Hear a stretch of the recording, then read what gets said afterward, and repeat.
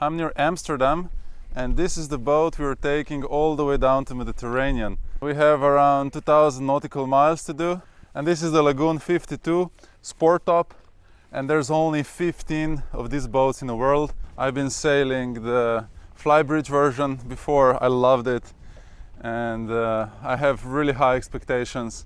And the good thing is that you can access the mainsail very easily because there's no flybridge you have to climb, and I just love it. And this boat has this protection in the back, which means it's going to be much more comfortable sailing in this cold North Seas. And we have Code Zero, actually a brand new Code Zero. It's a beautiful boat, and I'm really looking forward for this trip. This boat just seems to be the generation of the lagoon boats when it was kind of, make a good, simple boat. Let's say the waste tanks here are gravity. All the new lagoons have, you have to pump it from underneath of the water. Of course, it gets broken. This one is still how it should be, like 42. This is the owner's version, and it has only 3 cabins. Let's see what's cooking. Chicken and spaghetti, Italian style.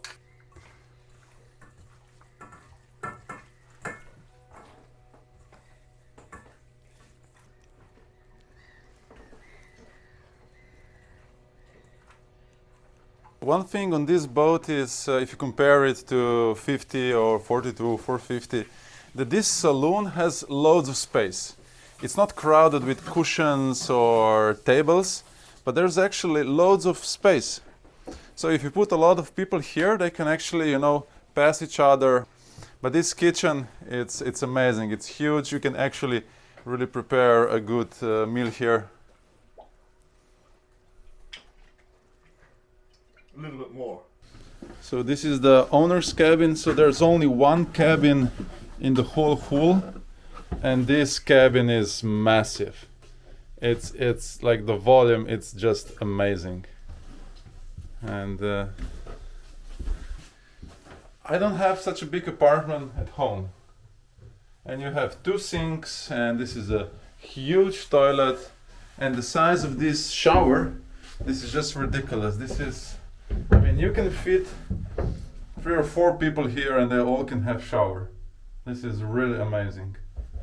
I love it. I always thought that these owner's versions, they're just like, no point, you better have more cabins, you still have the same space. But I really like this. This is like an apartment. And then going to the other side, there's another cabin. And there's actually only 2 cabins accessed from the saloon. The third one is accessed from the outside. And here we have a huge fridge. And then a freezer underneath. And let's see, more space in here. And then this cabin is again, so this is a standard cabin, the standard size cabin. If you take a 5 cabin version, this is what you get. And this is still a huge cabin. Bathroom, which is again, big enough. And what I really like here is the toilets, because these are kind of upgraded ones. And all you have to do is just press one button for water to go out.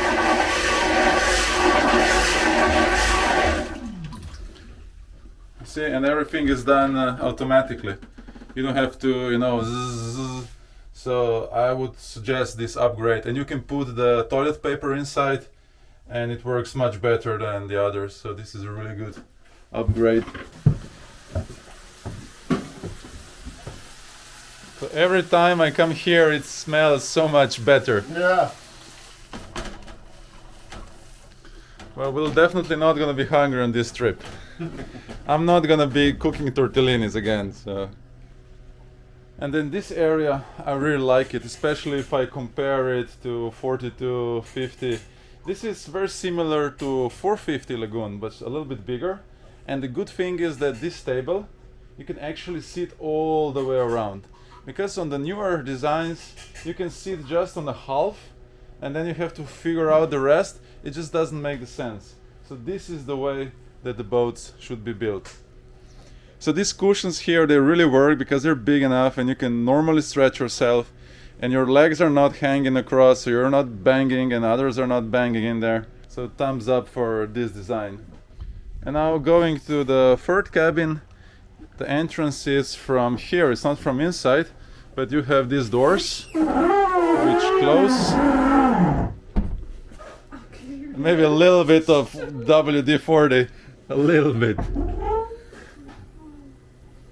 But at least you know if somebody is going in your cabin, you hear it. And this cabin is also super big.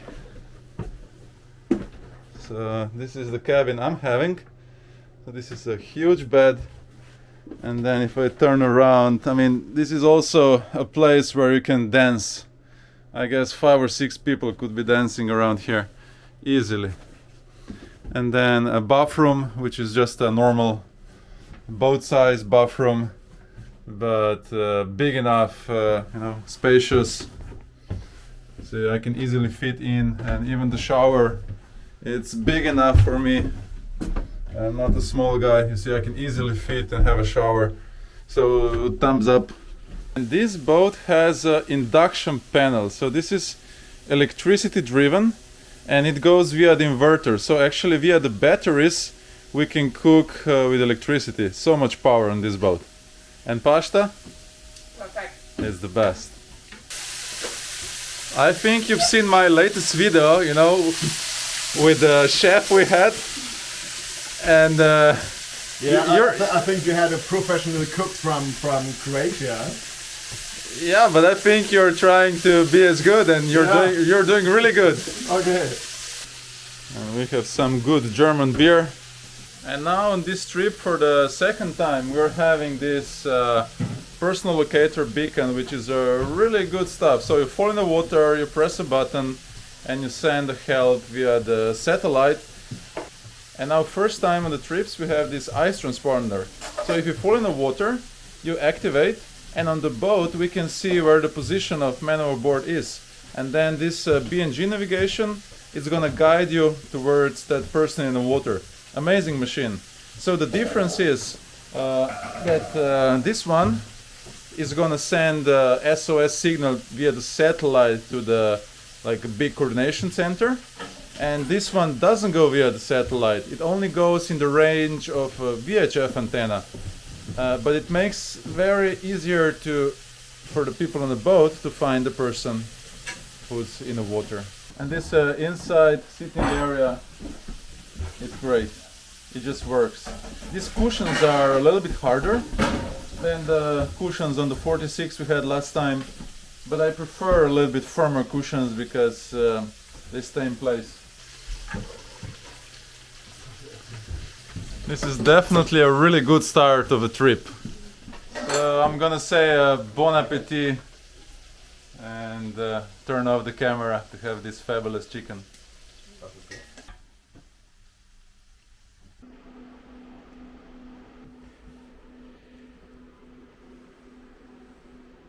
We are making our passage plan to cross English Channel, La Manche in French. And it's pretty tricky. When you look at the chart, it's a mess. And the first problem, we have a lock and a lifting bridge. And we have a few tidal considerations, what time to leave. And then when we want to be at the worst part of this La Manche, figuring out the wind farms, the currents, the weather forecast. It's loads of information, and in the end we're gonna put waypoints in our chart plotter, and that's the route we want to follow. I'm gonna show you what I'm using to plan all of these sailing deliveries. We have this almanac, and this is really helpful, and this gives you the information for everything: England, France, Scotland, and you get all the information about the tides, about the currents, and all the harbors and depths and numbers, VHF. If you don't know the avionics charts, that's what I think Garmin bought it now, and you can have it on definitely on BNG and Raymarine.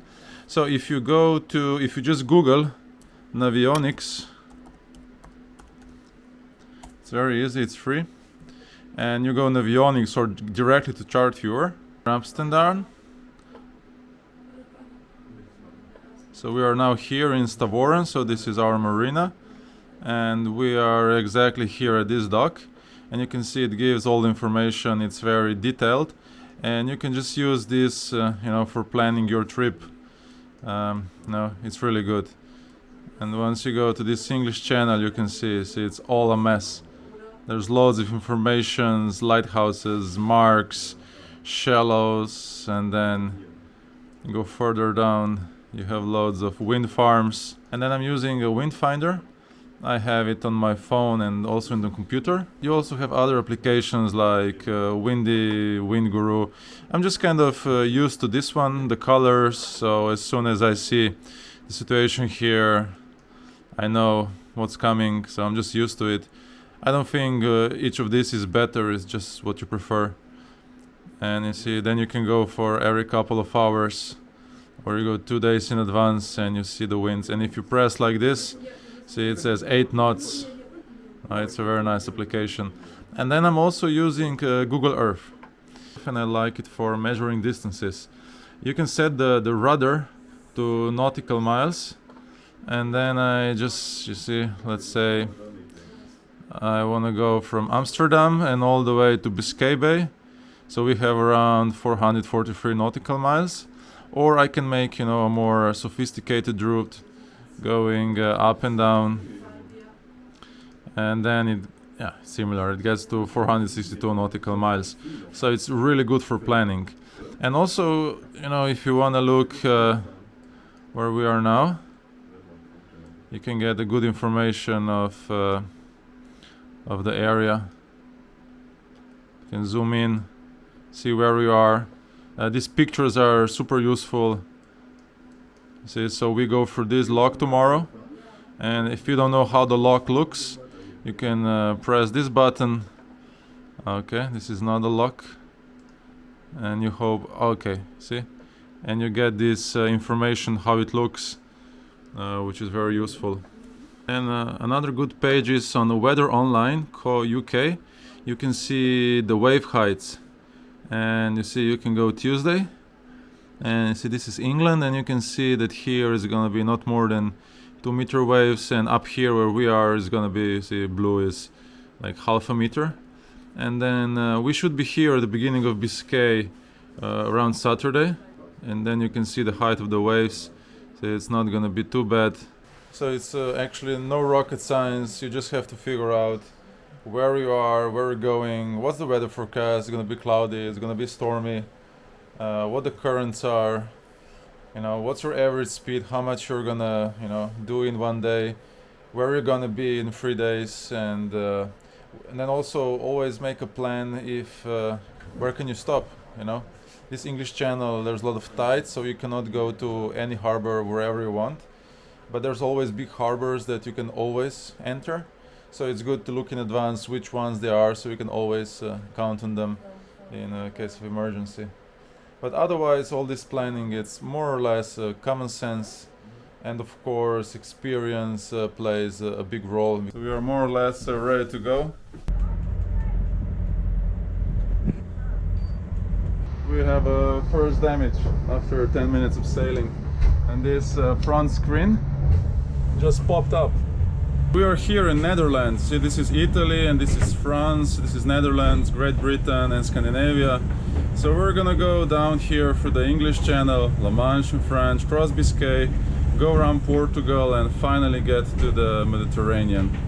And duct tape always fixes everything.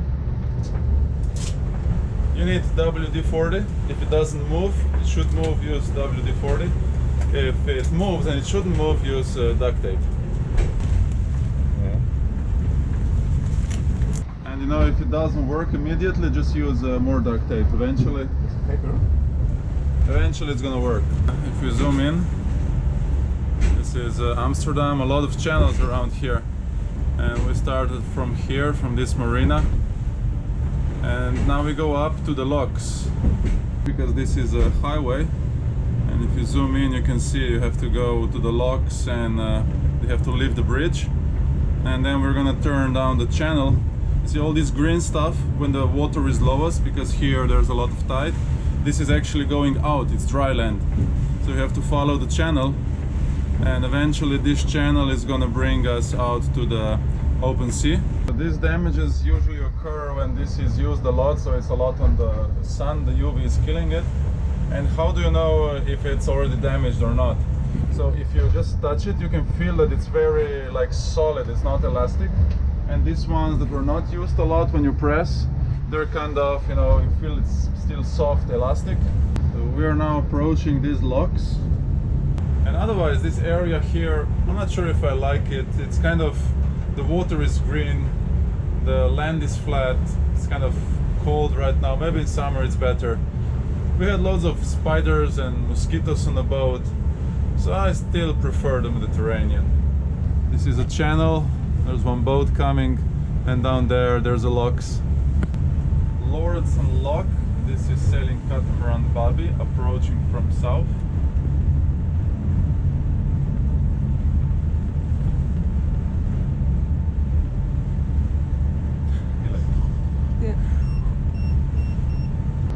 So we did get the lock on the VHF, so we are clear to go in. And you can see here it's all marked. There's a red and green mark. We have 20 knots of wind, which is not perfect for all these maneuvers, but I think we'll be just fine.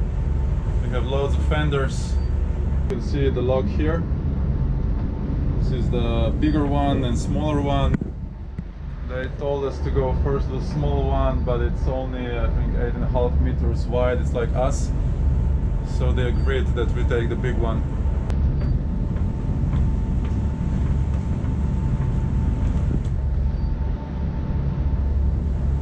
So we are now entering the lock. And this is the big one, so luckily we didn't go to the small one, because there's no way we would fit.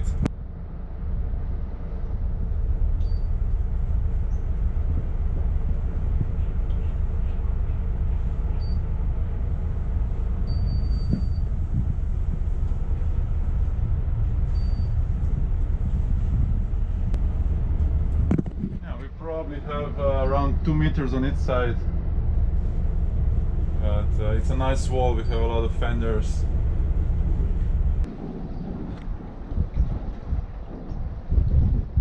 So these logs are really built for humans and boats to use it easily. You can see this wall, it's solid, it's safe. There's many places to put ropes on. So here you can put your ropes on the big ones up there, and there's many more down. And this Netherlands, you know, everything is clean, tidy, organized. It's not like Caribbean, where you have to figure it out. The lock is open, we have a green light on the semaphore, so we can proceed. And down there, there's a bridge. They probably work simultaneously, so they're gonna stop the traffic and open the bridge so we can exit with our mast.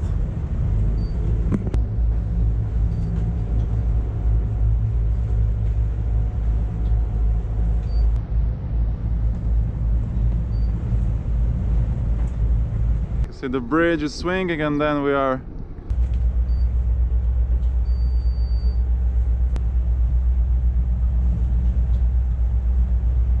we're here for the log. We're gonna turn down and I'll follow this channel.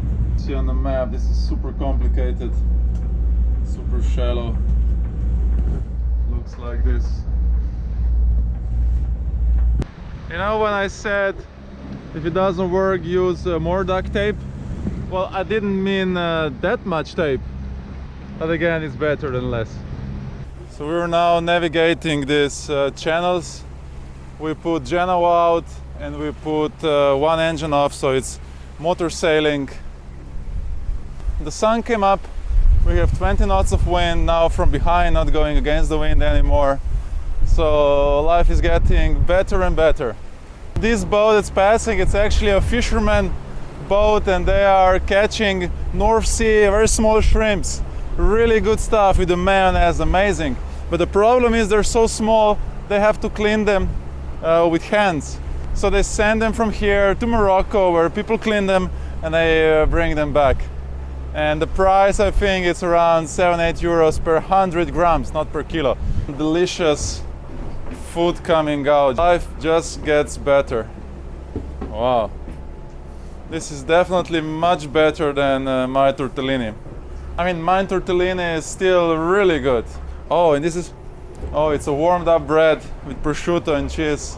Life is good. And I just love this boat more and more. The engines are very quiet. There's not much noise. They're well insulated.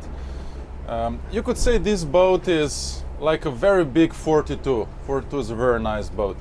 But it's an even better 42 and bigger, because you have a similar, layout. We have this area closed totally now, and it's a whole new level. This is like a new saloon, new living room. There's no wind, no salt is coming in here, and I have my cabin down here so it can stay open. And if you're gonna sail in weathers like this, definitely have it. But for the warm weather, absolutely no, because this is gonna heat up way too much. And as I've said, I just like this place more and more. See this cushion? My legs are still, not going too much in the way of other people. It's just great, because the new Lagoon 50 and 42 are just terribly designed in this way. The 450, the older one, is also very well designed. You have this big area here, it's even bigger, so you can sit, or even two persons can sleep.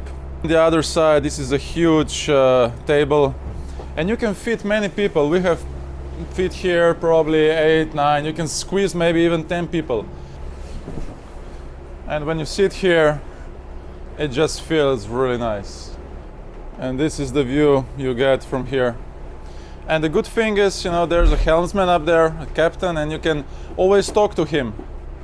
And he can really easily access, the kitchen. That's the problem with the flybridge. The helmsman is up, captain is up there. Very hard to communicate with him. And he doesn't see what's going on here. We have small kids. On this sport top, the boom is much lower, so you can access the mainsail easily. On flybridge, you have to climb up. So overall, I just love this layout, how this boat is made. It's quiet, solid, feels good. Thumbs up. So this boat, it has this, we call it Scheiber, where you control all of the, like a control panel. And I don't really like it, because the best is to have a boat with switches, whenever you want to switch lights on, it works. But these things, they break. And 2 years ago, just before crossing Atlantic Ocean with Lagoon 50, one day before we were leaving, this broke.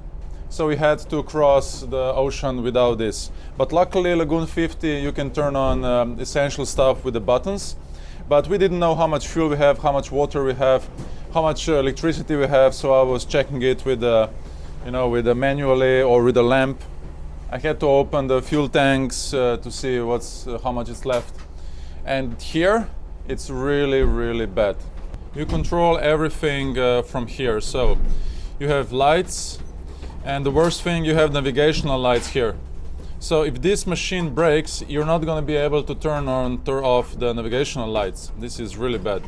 And then this is for how much water we have. We are 2 tanks, almost full.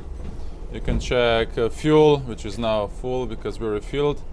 And also the batteries, so you can check domestic batteries.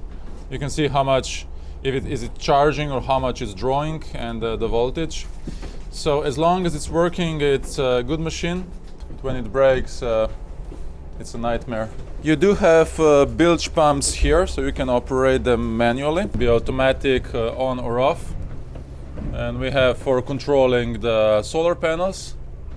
Yeah, this boat is great for navigation from inside, because you have a great view. It's actually a much better view than you have on top. You're warm, you can see everything. What do you think? Is this a good position? Yeah, it's the best position. You can see everything. And the fridge is close. Yeah. So one of the things on these lagoon catamarans I always hated and didn't understand why it has to be like this is, so in the latest models, they're all putting the mast backwards, which I don't like. I've said on my videos, I don't like for sailing. You get this self-tacking, which is hard to adjust, harder to sail downwind. I just don't like it. And just above all this, you get this mast support in the middle of the room. Why would you want to have this? I was first thinking maybe they were thinking about the pole dancers, you know, artists, so they could dance here. But no, this is way too big. So I don't know. It's a beautiful area, so much volume and space, and then in the middle they put this stick mast support. Why? Why? The old lagoons used to have mast forward. Fontaine-Pajot still has it forward, and they sail brilliantly. Bali also puts it backwards, not good. So how does it feel to be away from the marina? Very, very good. Feel free. Much more freedom out here. Do you feel safe, or you feel it's gonna fall apart, or what's the feeling? Okay, in this boat I feel very safe. It's a perfect boat for me, and I trust him. We don't have that much waves now, but it's coming from the side, so the boat is twisting. But in here, I mean, you hardly hear the engines. It's as quiet as Fontaine-Pajot. Really quiet, no unnecessary noises. You can notice you're in a boat, of course, that's how it should be. But otherwise, good, really good. This is probably the first boat that by sitting in saloon, you can be facing forward and still having a nice back support. Very comfortable here, even with very big waves, you can be here and you can look outside. You have kind of a seat on Lagoon 42, but there's no backrest. You can rest on the mast support, which is called. And then, I mean, you can kind of sit, but not so comfortably. Because here, you see, you can put your legs up, be like home in a couch, just relax, super comfortable, and you still see everything. So when you go around, you can see everything. Really good for navigation. And also this position here in the chart table is really good. I mean, the chair is not the best because, you know, it's moving, it's not so comfortable. But actually by sitting here, you have a chart plotter here, all the navigation. You can also operate autopilot from here.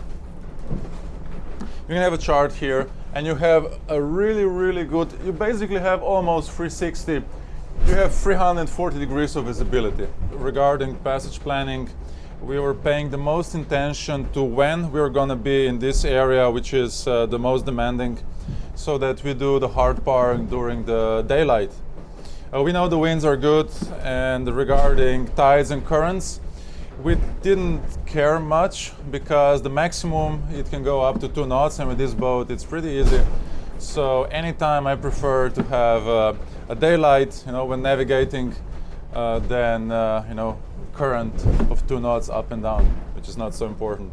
Probably with the smaller boats, yes, but not with this one. And we're also lucky because at this time we're quite north. Now it's mid-April, so the day is getting longer and longer.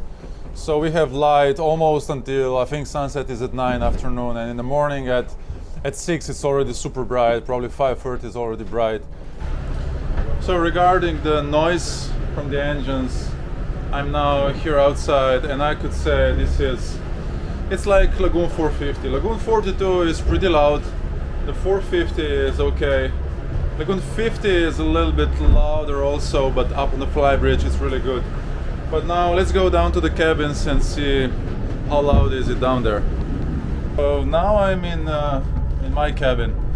So the engine is just behind the bathroom. And it's not bad. I mean, you can definitely hear the engine. There's no vibrations. That's another thing on this boat, maybe because it has very good folding propellers. And now let's see a difference if I close the doors of the bathroom. No, there is no difference. Maybe a little bit. Anyhow, this is going to be a very comfortable place to sleep during the night. You know, just enough sound to put you to bed. And again, this cabin has so much air that, you know, even in high seas crossing Biscay, the stomach would feel much better here. And I can keep these doors open, get a lot of air. So this is really good for heavy weather sailing. Now I'm gonna go to other cabins. So let's go here first to this smaller one. This is quiet. You can hear above, we have those safety lines which are banging. See, but this is because of the wind, so this is not. But you hardly hear any noise here. Hardly. It's really quiet. But that's how usually it is, you know, this is nothing special.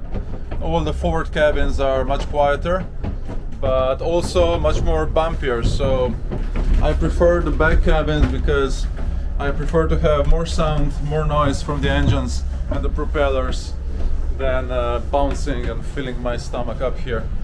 And now we go to the owner's cabin. So it's super quiet here, but it's quiet because we only have a port engine running. So there's no engine running on this side. It's also a good test, so let's listen.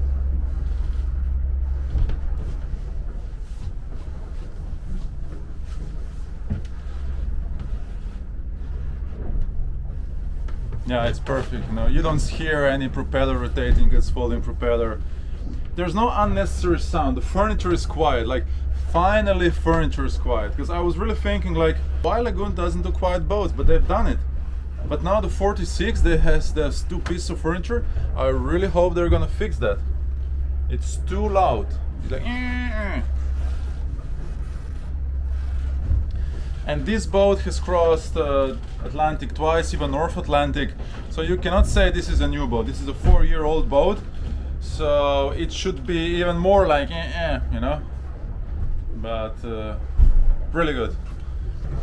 So comparing different boats regarding noise engine, furniture noise, unnecessary noise, I can say this is really good. It's just as good as the Fontana Peugeot Soana 47, which I really liked. And we're sailing south, and there's so much going on. You have wind farms, operations, loads of boats, there's millions of wrecks, and we're having 50 knots of true wind speed from behind, you can see here. So we are sailing downwind, and we have around 2 to 3 knots of current, which is just amazing. So you can see our speed or ground is 8.8 knots, and speed through the water is 5.7, so we have around 2.5 knots of current with us. This is really good. It feels so nice to be on the open ocean again. I don't really like those channels, and I don't know why. It just feels better here. Freedom. And this is our Code Zero. We're gonna be using it tomorrow, definitely. Very nice to have him. And our sails now, we have a mainsail. We put one reef just because it's easier for maneuvering, and we're gonna get more winds in one day. And we're sailing butterfly. And again, we're using this old sailor's trick, you know, with the extra rope for the Genoa to keep it more open. So for the mainsail, we're also using this kind of preventer, but it also has a function of pulling the boom down, so that the sail is touching the shrouds much less. Works brilliantly. And we're having a nice speed going downwind. Sunset. It's beautiful.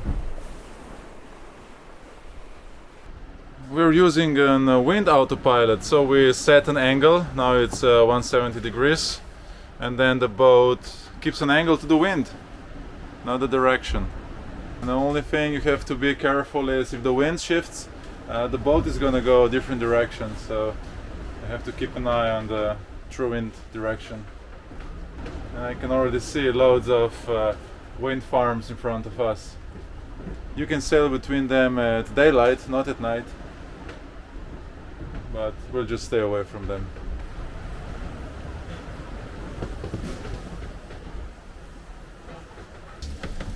So we have meat, loads of vegetables. Look to those cows. Oh, this is a beef. It's beef, and it's a special with long hair. Oh, a special long hair beef. It's Galloway. Galloway. If you wonder why we have this hammer here, this stopper is not working really well. So each time you want to use it, you have to hammer it in, and then it's working much better. And it's a plastic one, so it doesn't damage, and then we'll fix the stopper once we have time. But you know, whenever you want to start fixing the stoppers, putting them apart, usually it goes like bang, and you lose the small thing, and then, you know, you're done. So we figured out we'll just use this hammer. It does the job. and fix it later.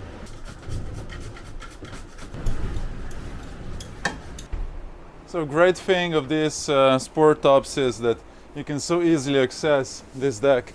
It's like on a Lagoon 42, just a couple of steps and you're here next to the mainsail, and you can see how low the boom is now.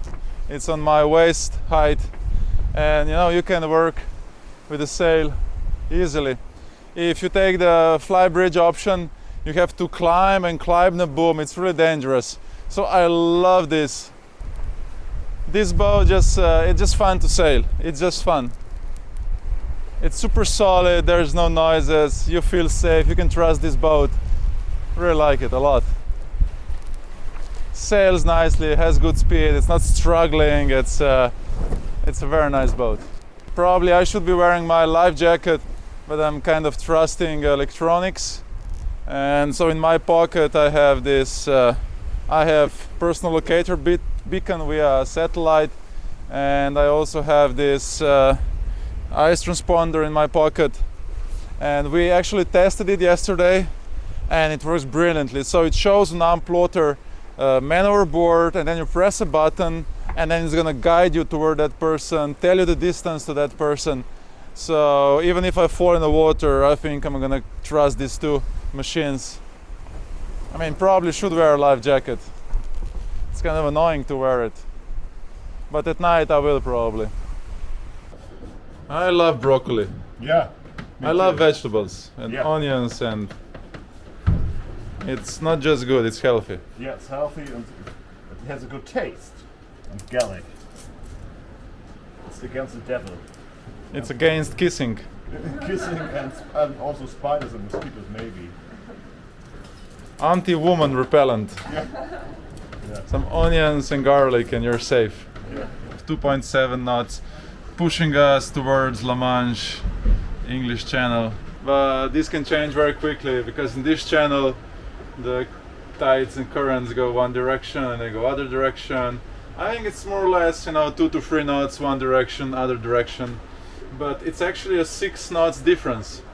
But just feels nice when you have 3 knots of current pushing you towards your goal.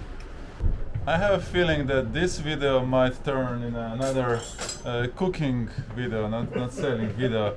Again, I'm just gonna stop sailing and start filming cooking videos. It's maybe just as enjoyable as sailing. I'll wait up in the Biscaya when the waves are bigger. We only eat soup from a cup. Pulver hot water. Instant. Or I'll make some my tortellini. I can do tortellini in the Biscay. And down there, this is the mainland, so we're going really close to the mainland.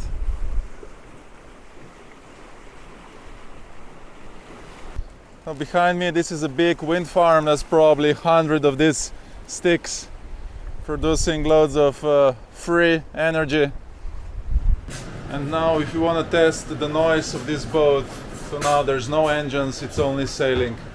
We're doing around 6-7 knots through water. And you can only hear the sound of the waves. And these folding propellers, this is miracle. All the charter boats, they have these fixed propellers that keep spinning and zzz. So you want to enjoy a nice sail, you know, be in the quiet, listen to the waves, but you have these engines. Bzzz. And this camera I'm filming with is actually quite good regarding the sound, so now let's listen.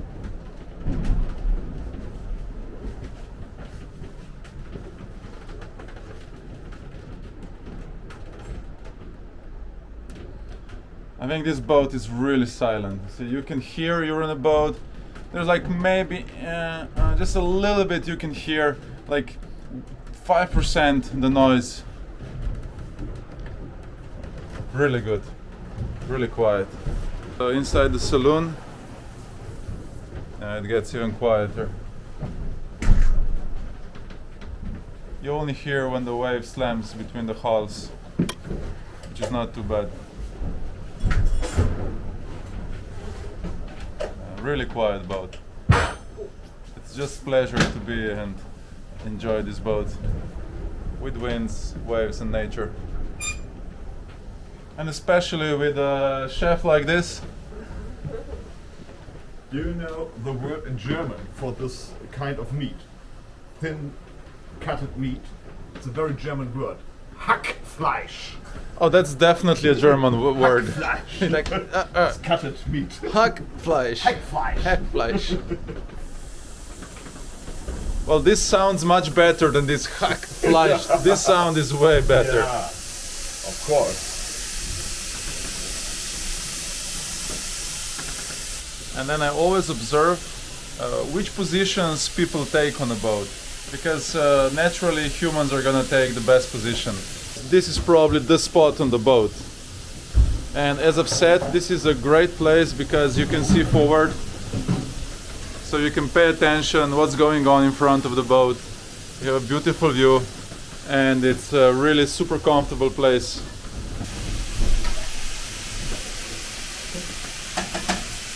This is not gonna make us fat, and it tastes really good. So what's for the dessert after this? I think some cookies or something like this. Cookies, yeah. So that's the point. You have a healthy meal, Chocolate pudding. and then you have a chocolate pudding. Or we have With ice. cream. We have ice cream, I think, on board. Yes, we have. Yeah. We have ice cream.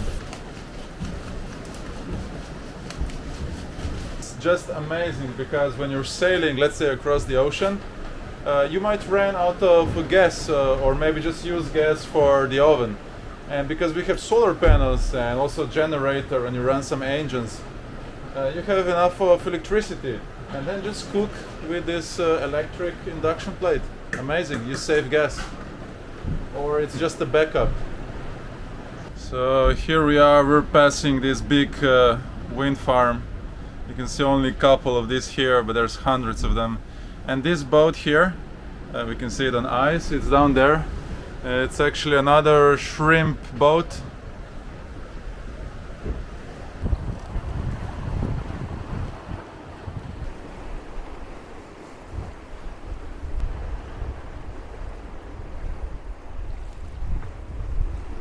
You can judge for yourself, but I think this looks amazing. And it's super healthy. And we're not gonna show you what we're gonna have for dessert, so it looks like we're eating super healthy. I'm not gonna tell about the gummy bears and Snickers we had and what were those cookies. I'm not gonna tell about that. We all mostly eat vegetables. We're healthy. Of course.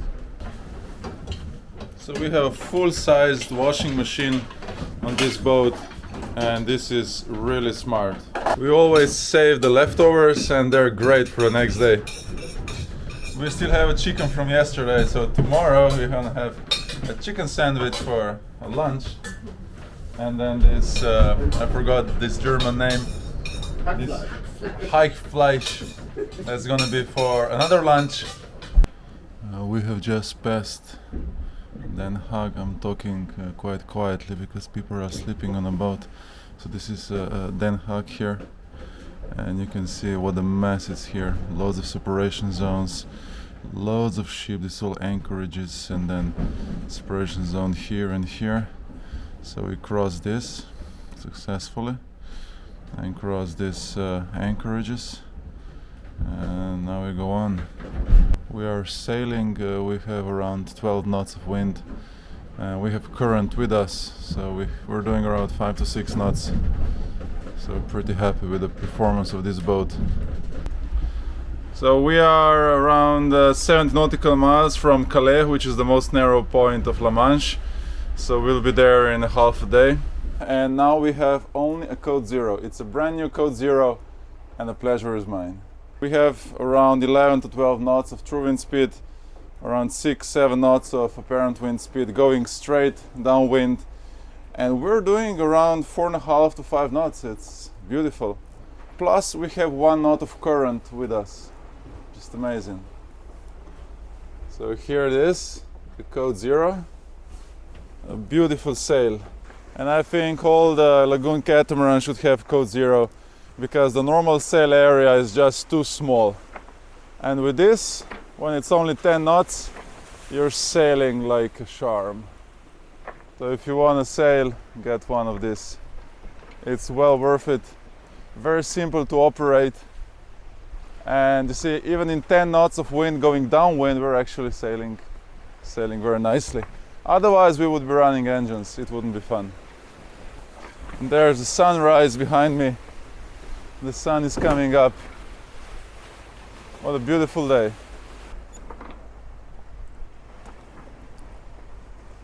Bon appétit. Merci. I know people don't like to be filmed when they're eating, but this is really a healthy breakfast, so let's give it on the camera. Beautiful.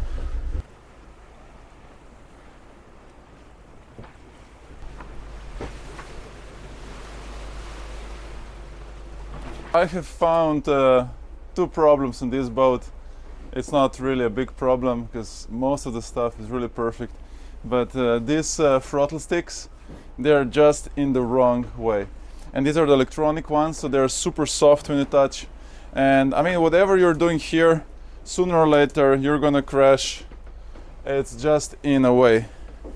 It sounds like not important, but I mean, you just keep crashing, and if the engines are running, you know, it's not good.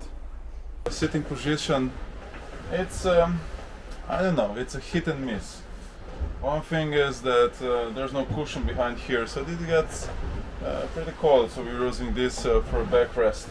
But otherwise, you know, when you sit, I mean, I just keep slipping forward.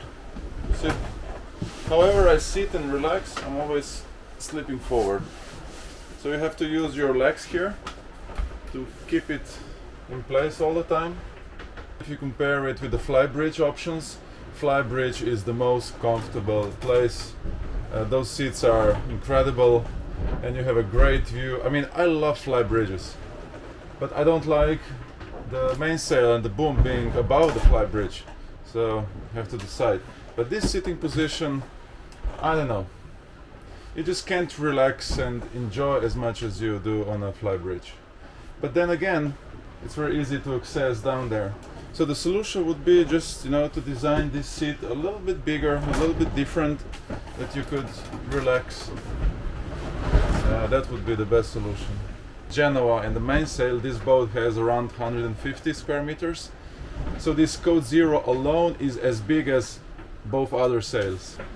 I mean, when you look at the chart, this is us, but when you zoom out, you just see how much stuff is going on here. This is all shallows, which is blue.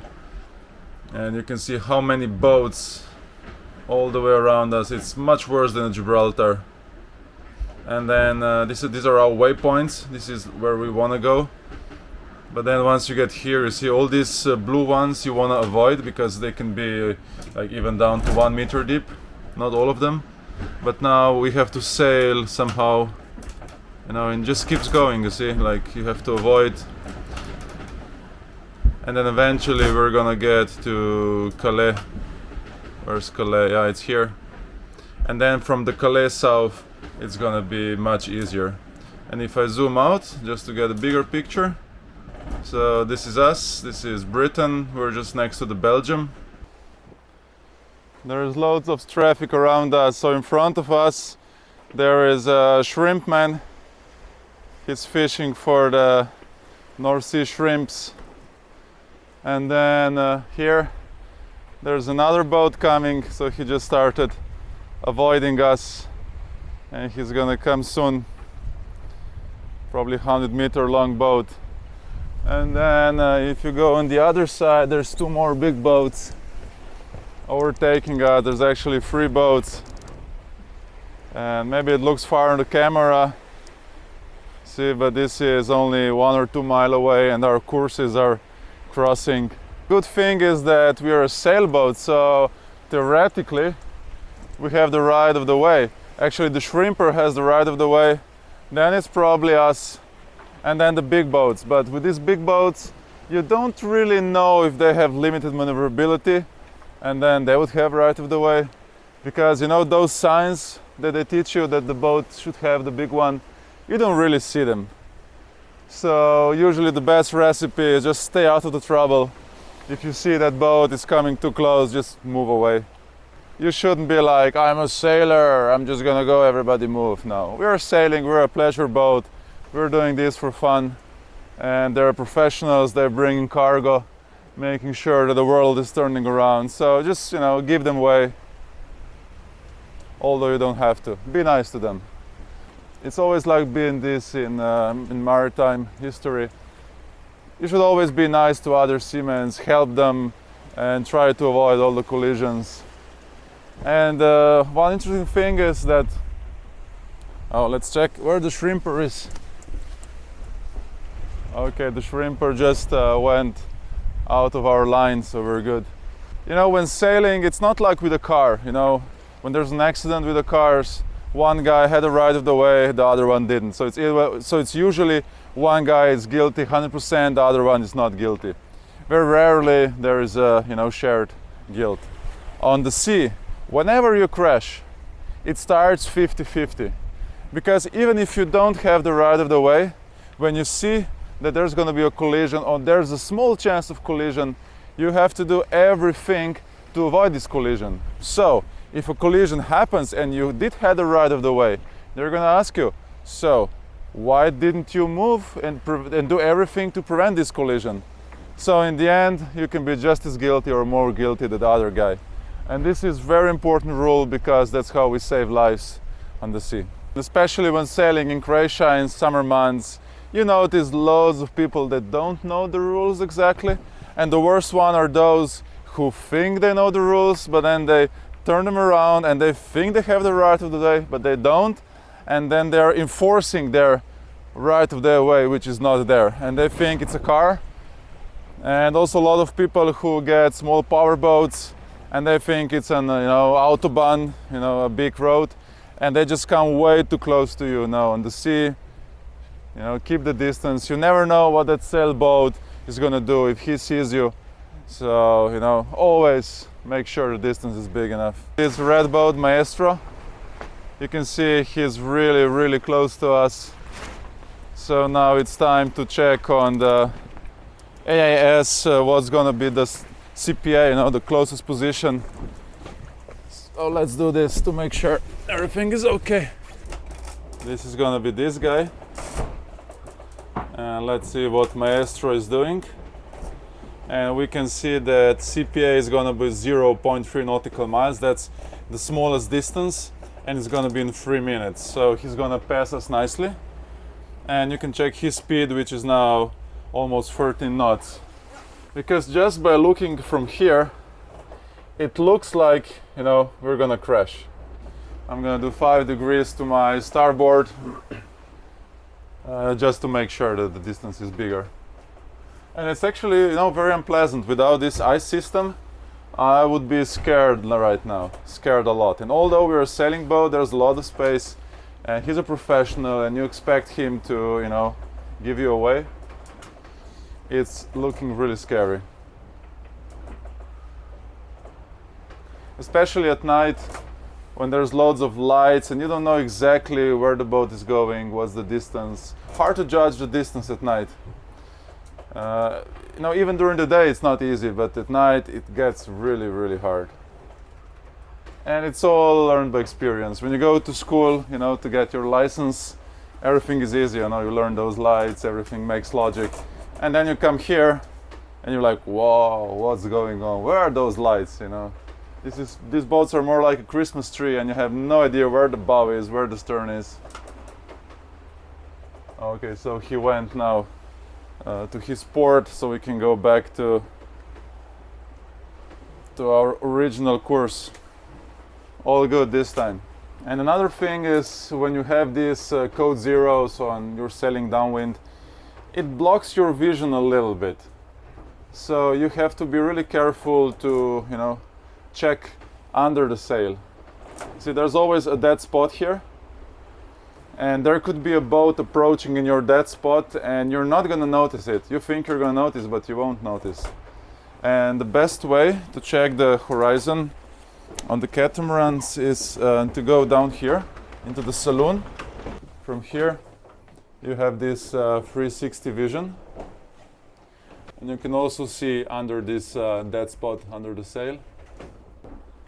And now from here you can see Maestro overtaking us. It's pretty close. It's probably 0.3 nautical mile.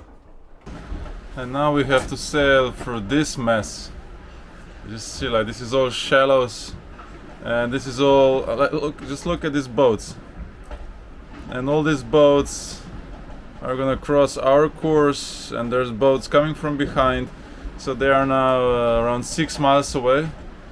So probably in 10-15 minutes there's gonna be a lot of avoidance to do. And we are still using wind autopilot, so we set an angle to the wind and then he's keeping it. And this is the wind history. So here you can see how the direction of wind is changing, and this is the speed of the wind. And it just looks like stocks, or let's say a Bitcoin. If you turn it around, it will be just like a Bitcoin market. It goes up, goes down, goes up, goes down.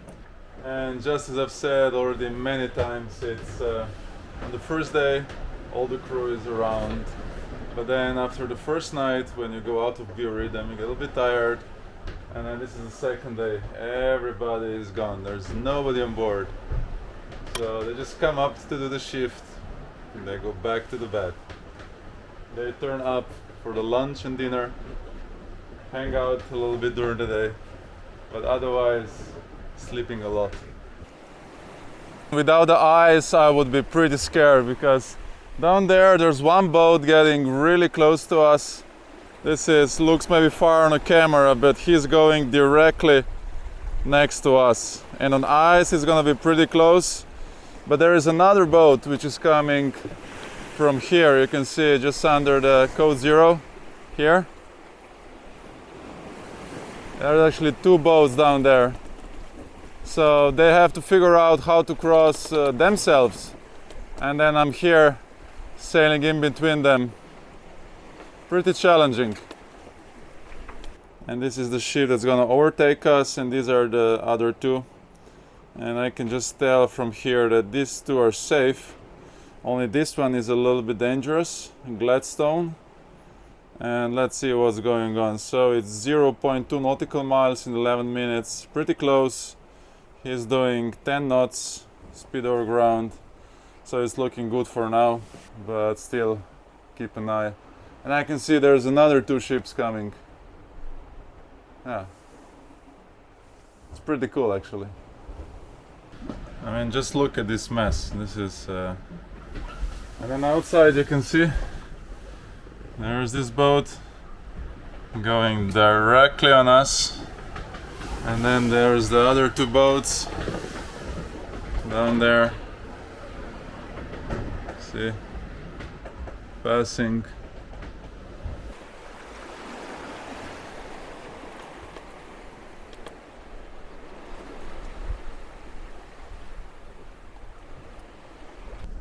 So this is the second day, and we have done around I think 155 nautical miles, and 30 of these nautical miles were done by the current. So we gained 30 miles just by doing nothing, by sleeping and eating. And it's getting warmer and warmer, we're getting sun, and most of the time we have current with us, and we're gonna have it all the way until Calais, and then it's gonna switch. But that means that for the most important part it's with us, and we are really progressing really well. And on top of that, we're getting a tuna salad with chicken. Now I have another opinion. It's feta. Oh, even better. Yeah. So now we are navigating between these shallows. You see, this is 1.6 meter, and here again it's 1.7. So these are all kind of sandbanks. And here you can see there's already a boat that was not lucky, 1.7 meter. And because we're sailing downwind, we have quite limited maneuverability, and we're doing good. And this is the area. It looks just like a mess. And this boat, it's just, I mean, this boat is fun to sail even here in North Sea. The colors of the sea are terrible, it's cold, but even sailing here is fun. Now imagine crossing an ocean with this one, or sailing in Mediterranean or Croatia. It's just a perfect boat. My favorite, still my favorite. We've been sailing now all day with this Code 0. Just an amazing sail. And it's time for a quick lunch. Just a combination of Greek salad, some leftovers from yesterday and from the day before, but it's even better.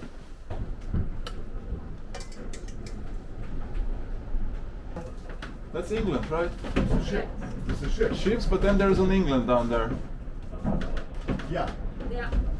Yeah, so this is the narrowest part. We can see France here, and we can actually see England. And this is the famous La Manche English Channel. And when you look at the charts, I'm here for the first time. I thought this is impossible to get through because there's so many current ships and everything. And I can't believe we're just going down with a current of 2 to 3 knots, 50 knots of wind from behind, code zero, full sails. We're gonna be through it in an hour and a half before the currents change. And I mean, this is the amazing experience. We're not through yet, but so far this was just a very easy sailing with paying a lot of attention not to hit anything, but wow. This is the La Manche English Channel. And if we take a look here on the map, you will see this is it. This is UK, this is France, this is the channel, and this is the most narrow part, the most tricky part. This is where all the ferries go, this is where the underwater bridge is, and you can see this is Dover, this is Calais, and you can see all this mess, how many boats are passing through here. Just look at this. See this fat arrow, this is the current, probably around 2 to 3 knots. We have speed through water of 6 knots and speed over ground is 8.3, so we have 2.5 knots of current. I still remember when I was doing my Yachtmaster, Raya Yachtmaster, and I was doing a passage plan from Belgium to England. And I remember taking it around 8 hours, calculating, you know, all the tides, winds, times, when to go, everything manually, you know, with those crocodiles, calculating. My head was about to explode, and at that time I said, man, those people sailing that La Manche, they have to be so cool. And like, there's so many stuff under the water. But look at this, we're just cruising in the most comfortable possible way through the most demanding parts of this area and just having so much fun. It's incredible. I was expecting it to be a much bigger navigational challenge, but wow, we did good preparations. We're right on time. We are actually probably 2 hours in front of schedule, which is even better. Everything worked out just as we planned, and we've had currents from behind for the most of the time, good winds, sunny weather. Incredible. Down there, this is Calais.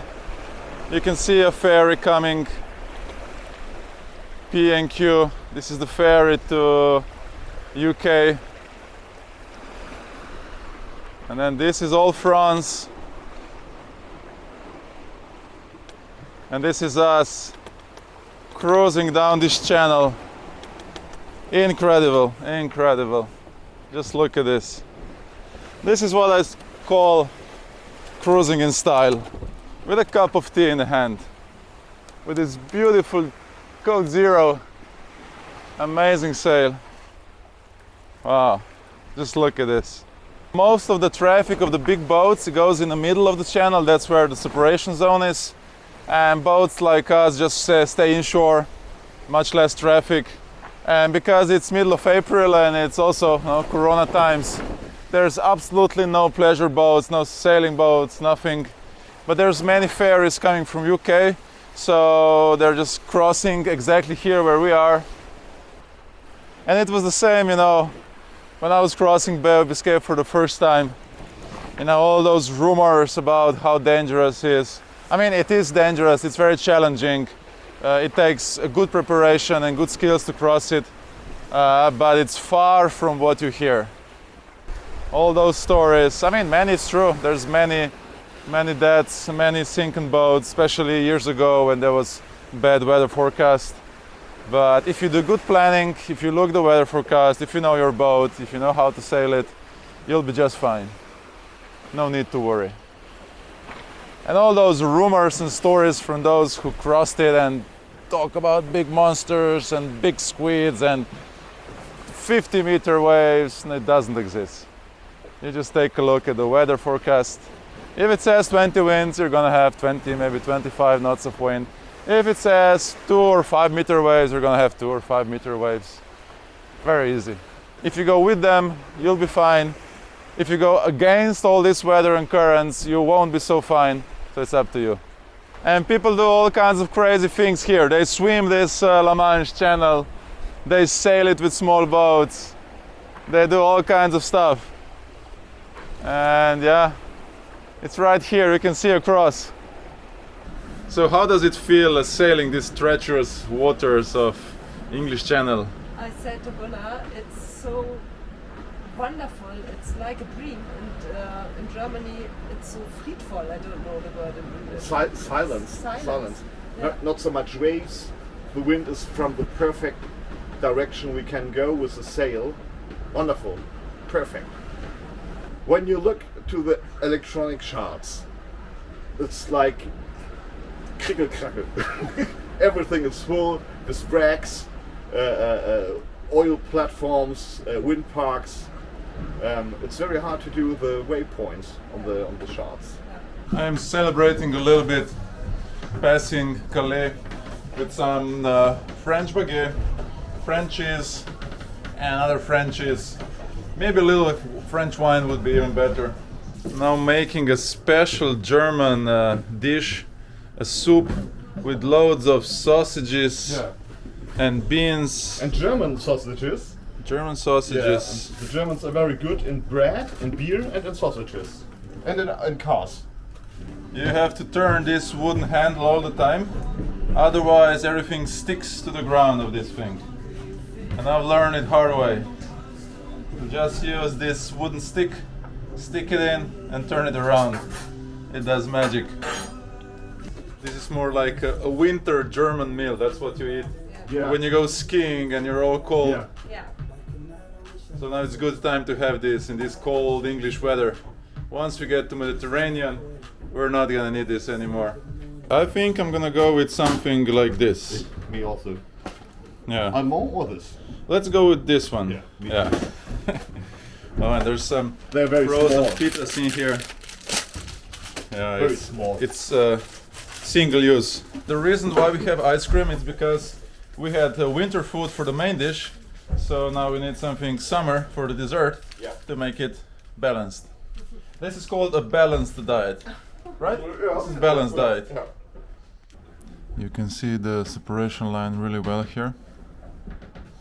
So this is France and UK, this is us. And we are sailing out of the separation line, not to annoy the big boats. And then you can see how everybody's going this direction. And on the other side, they go to the other direction. These are all big cargo boats. And then these areas in between, this is not supposed to be sailed, so it's just a safety belt. And just another beautiful morning. We're gonna have only sunshine for the whole day. And we're going out of the separation zone from this English Channel. We're in deep waters again. The waves are slowly rising up. I'll show you on the map. Here we're just about to exit these areas with the separation zones, so we'll be more free to sail.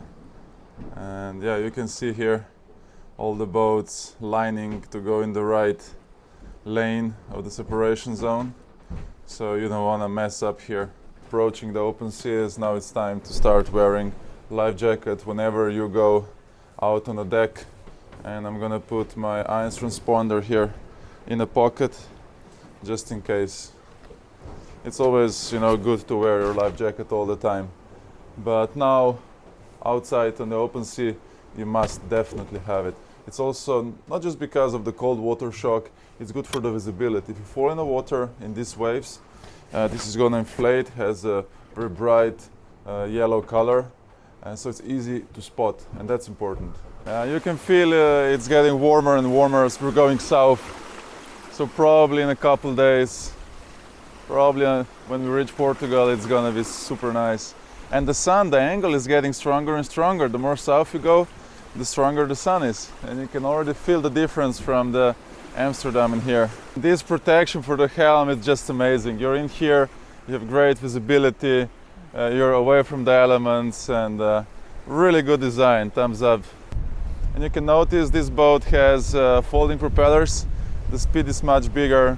And also during the night, it's so calm, it's so quiet, you can really rest. It just feels like, I mean, almost being anchored and having a little bit more swell and wind. All these catamarans should have folding propellers and a Code Zero. And then you can actually sail this boat. Sailing position here, it's really nice. I mean, the chair is kind of, the chair makes sure you don't fall asleep, which is a good thing. I'm gonna go through some gadgets, clothes, electronics that I've been using, and it really works out. One of the best things I've been using for last years is this simple vest. You could say it's like a spinnaker material, super breathable. You can buy it in a Decathlon. It's actually a big friend store, but they have them all over the Europe. It's actually a biking vest, but this is amazing. This is breathing so well. You don't sweat at all, it protects you from the wind, and really good stuff. Another thing is I'm using this jacket. This is from Patagonia, and this is a special material. I think this is nano air or something, and it's amazing how much breathability you get with this. It protects from the wind, not 100%, but more than enough, but you get breathability. And on the boats, many times you have a problem because there's so much moisture. You know, when you put those oilskins, you know, heavy weather clothes, you do stay away from the elements, but you start sweating inside. I always bring my VHF. So this one is pretty old one from ICOM, pretty easy to use. It floats. For 6 years already I've been using this. It was InReach before, but Delorme InReach, and then Garmin bought it. So it's a little bit different shape now from Garmin, but it's just the same thing. This is actually a Iridium communicator. I can send position via SMS, email, or I have it on my web page on the map, so everybody can know when I'm sending position, everything is okay. And I can also connect it to the phone via Bluetooth, and I can send SMS and email via satellite. So in the middle of Atlantic Ocean, I could send some SMS back home, or just ask, are we on a good route? Should we go more south or north? Because at home they have computers, they can check the weather. It's not a phone for talking, you can only communicate with email and SMS, but you know, you get the crucial information for your trip. You don't need to know when crossing the ocean, know exactly how the weather is. You just need a smart guy back home who's gonna tell you, go 5 degrees south, you're on a good route, expect some high winds. At home, you know, it's always easier to check. This is my latest one. It's from Armitech. It's a Wizard Pro. Super strong. It goes up to 2000 lumens, and it only costs, I think it was 70 or 80 euro. It goes underwater. I was swimming with this when diving at night, when we get nets on the propeller, and it's still brand new. I think it goes 10 meters under the water, and it's so strong that you see everything even at night under the water. And it's aluminum, it's crash proof, it's just amazing piece of equipment. Lithium battery, super strong. And this is my second. This is more like a search and rescue light. It's really small, lithium powered. It's 1000 lumen, but the beam, you know, it's very narrow. So it's good for search and rescue, or you get at night at the marina and you want to check the pontoons. It's just amazing how much light. And I think this is probably 100 euros, so it's not cheap. It's from Olight. It's also waterproof, crash proof, and I'm not using it much, but when I'm using it, it's just a lifesaver, you know. Anchoring at night, coming into the marinas at night, checking for the moorings. And I always bring my whistle. So this is my super bright whistle. I always keep 2 on board, 1 near the helm, 1 in the saloon. If something goes wrong, you whistle. There's always trouble with knives. They're either heavy, big. There's so much knives, you know, to choose from. This is a climbing knife. This is from Petzl, so it's, you know, mountaineering, climbing. The good thing is it's super light. Kniving knives, they always get rusty. So this one is actually holding really good, and it's not a diving knife, it's climbing. The good thing is you have this part which is for cutting ropes, and the normal part, so it's a combination. It's Petzl Spata, really good. Recently I have a new camera. So before I was filming with a GoPro, and I'm having this foam around, which is like to protect it from the wind, you know, so you get better sound. But otherwise, once you put this down, this is a GoPro number 6, a very small camera. This is just a handle which can be detached. It's a floating handle, you know, if it falls in the water. And this camera is waterproof. So what I've done is I found this camera I'm filming now. It's a pocket. Actually, I'm gonna film it with this camera now. 2 camera. See, very small camera. It has a gimbal here, and so very stable, good voice. And I'm also having this remote microphone which works via Bluetooth, and it just does miracles. I love it. I get such a good sound. The camera is working flawlessly. It's so responsive. I mean, I just love it. It's not waterproof, so that's why I'm still using my GoPro 6 when it gets more you know, wet. But on this trip I've been filming mostly with this DJI Pocket 2. And then more clothes. This is from Innov Innovations. This is actually a running, you know, top, but it's just amazing. It's so light. This is a Pertex material. It's used mostly in mountaineering. Super breathable, a little bit water repellent, breathes amazingly, and inside it's a Polartec Alpha insulation. Just Google it to see what it's supposed to do. It does all it says. Amazing. It dries out super quickly, it breathes super quickly, and I've been wearing this all the time when I go to the mountains, I go skiing, whenever you need something to cut the wind off and a little bit warmth. For sailing, all the time. Amazing piece. And then when sailing, you know, a really good thing to have is I have this, you see this pants. It's actually kind of a soft shell. So it has a membrane, so it's breathable, really well breathable. I use this for winter mountaineering, for tour skiing and sailing. Because if you have normal pants, the wind will go through, and then when you're sitting here for days and hours, you're gonna feel very cold. But if you put, you know, heavy weather gear in a catamaran like this, it's just overkill. It doesn't breathe that well. It's okay, it's better than nothing, but you know, soft shell pants, something that's used for the mountaineering, is the solution. And then wool is really good stuff. I'm wearing these wool socks, 100% merino wool socks. They do miracles. They really keep you warm. They handle the moisture really well. And also I'm also wearing this merino shirt. It's 100% merino. It's just amazing. And merino doesn't itch. It doesn't, you know, make you scratch. It's really good stuff. And it doesn't stink, so you can wear this for days and days and doesn't pick up any odor, any bad smell, and it's more pleasant for the other crew. We have just crossed the 0 meridian. You can see now it switched to west. Before we were east, so if I go just a little bit backwards and I look at our position of the cursor, you can see it's east, but our boat is now already west. So we have just crossed the 0 meridian. It's pretty cool. And that's very similar to crossing the equator. Equator is a 0 parallel, and this is a 0 meridian. All the time is calculated from here. So this is the Greenwich, also called the Greenwich meridian. And all the navigation is calculated from here all the time. So when you're using a sextant, there's always this Greenwich. Area here is very similar to Lagoon 42, but it's a little bit bigger, and it has the same issues. The Lagoon 42 also has a pretty uncomfortable chair, just like here. It's probably with intention, but the difference is in the windows above. So here you don't have window, it's only on this side, and the Lagoon 42 would also have window here, but I actually prefer much more this setting here, because on the 42 in summer you want to be in the shade and you're always getting some sun through that window. It is easier, you know, to look up on the sail. On this boat you have to stand up, you know, go here, look through this window up there, check the sail, come back. On the Lagoon 42 you can just look up, it's easier, but I prefer this version much more because I'm in the shade now.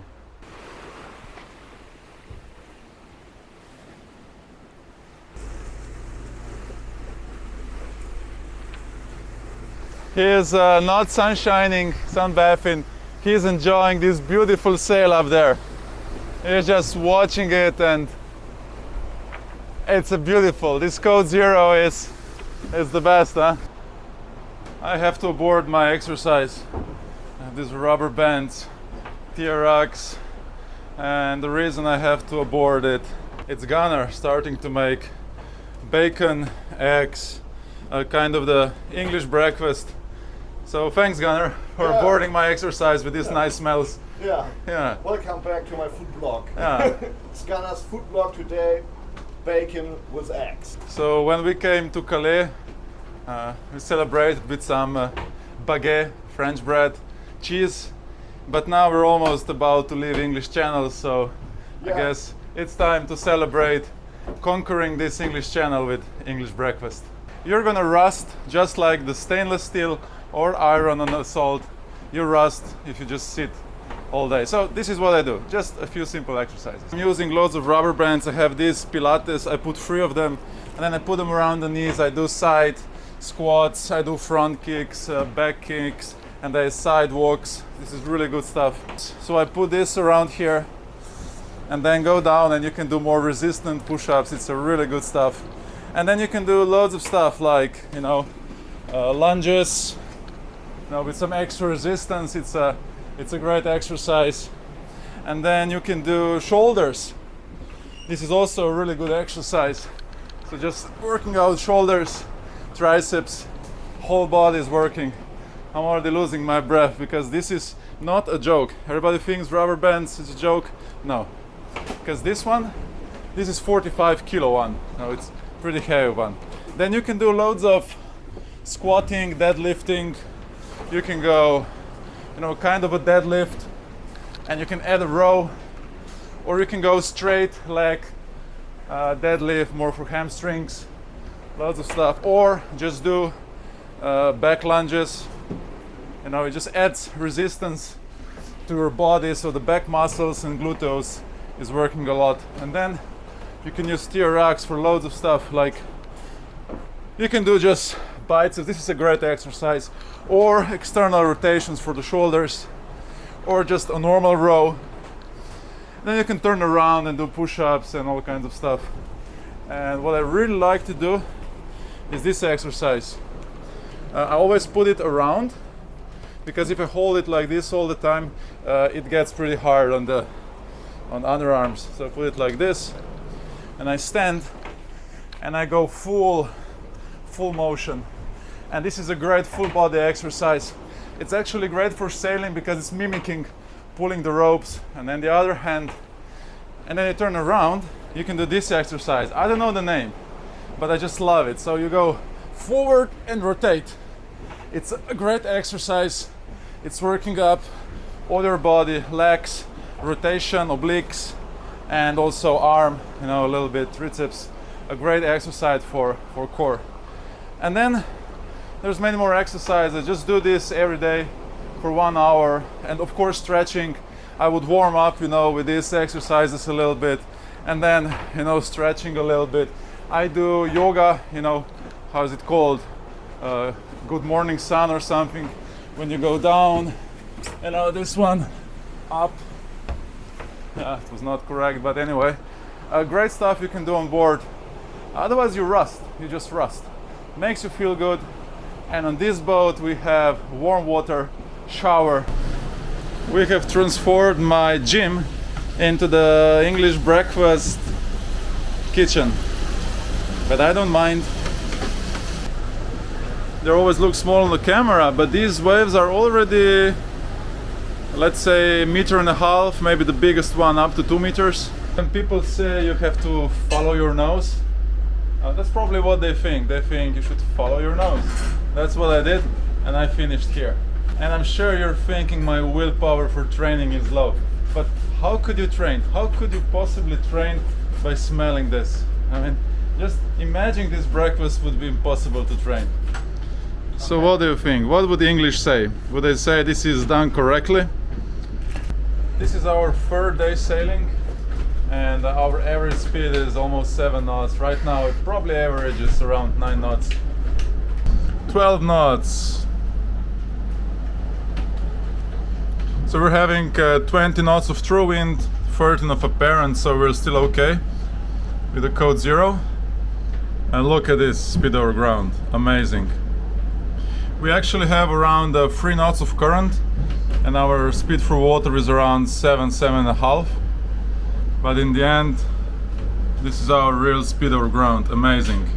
And with this speed, we're gonna be in the entrance to Biscay Bay in less than 24 hours. And the winds are gonna stay, and conditions are just like this. Beautiful day. Around meter, maybe 2 meter big waves, surfing down them.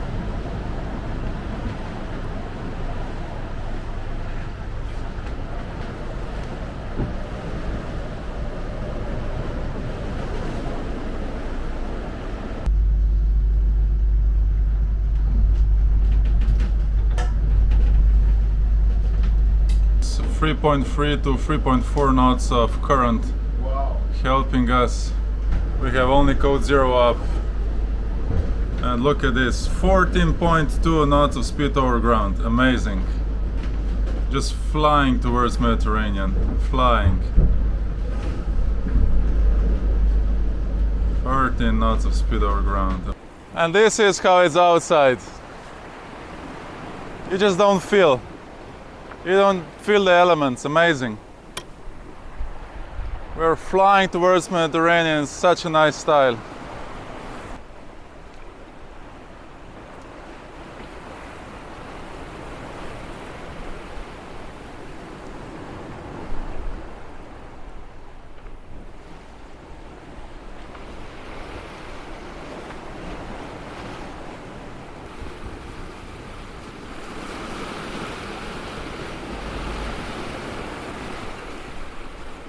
And the amazing thing is that this boat is just gliding. There's no forces. The mast is super stable. The boat is not flexing. It's just gliding, and it's sailing with such ease. This is definitely my favorite boat.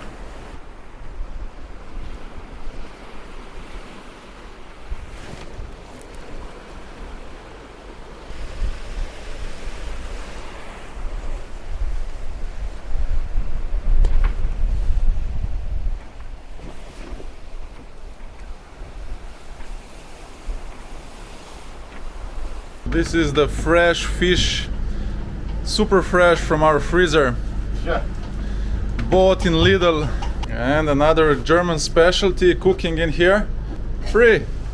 Oh, more vegetables. I'm gonna get my 6-pack back, which I haven't had since, I don't remember, probably never. But it's one step towards that goal. The third day is approaching to the end. We have put the code 0 down, and now it's sleeping here in front of the boat. We're under the Genoa. And this is where we are. We are approaching the end of the English Channel. So we have 150 nautical miles left, so that's one day. And the wind increased, so we have 25 knots of true wind. We have current, we have around 1.5 knot of current against us, so our speed over ground is really bad now, only 4.3. But our speed through water is 6 knots, and that's only with Genoa. Straight downwind. It's good that we put down the code 0 because the wind just increased and we would have already trouble now. And also, if you have only Genoa, at night you sleep much better. Much less worries. Today we are having Taiwanese food. Yeah. So it's rice with Taiwanese things, right? Yeah. How is it called? Shrimps and salmon.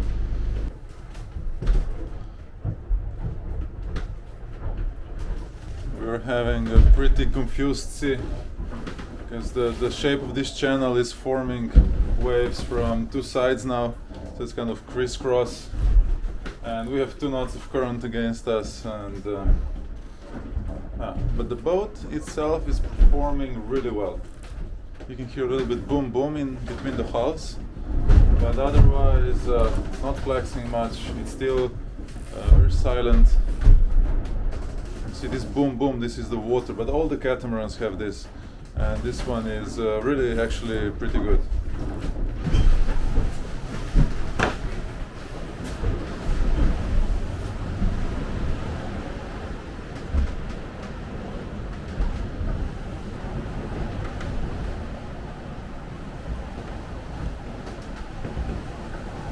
Now just look at this area, just look at this. This looks so tricky. Just look at all of these rocks. Sailing through here is just as hard as winning a woman. Just look at all these obstacles and shallows. Getting closer to the shore because we want to put up mainsail. Right now we're only under the jib because the winds are actually right now 28 knots. And we want to put a mainsail, of course reefed. But we're not sure how to do it because we don't want to turn upwind right now. So we'll have to continue only with the Genoa and maybe go behind here a little bit, more shelter, and then continue.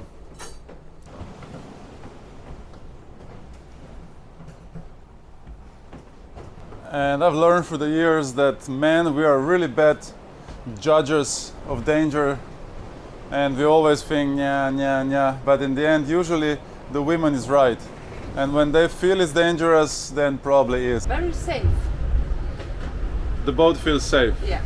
Are you scared of this 30 knots wind and these big waves? Just a little bit, but I'm feeling very secure here. So there's no signs of danger from a woman's side? No. That's a good sign. That means we should put a code zero up and more mainsail. We're definitely underpowered now, right? Yeah.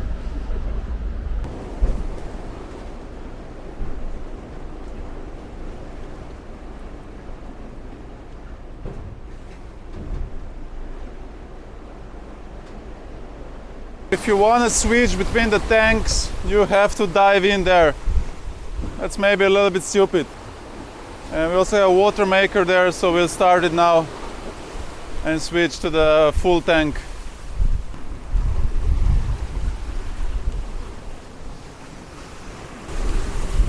So at first Yes, this.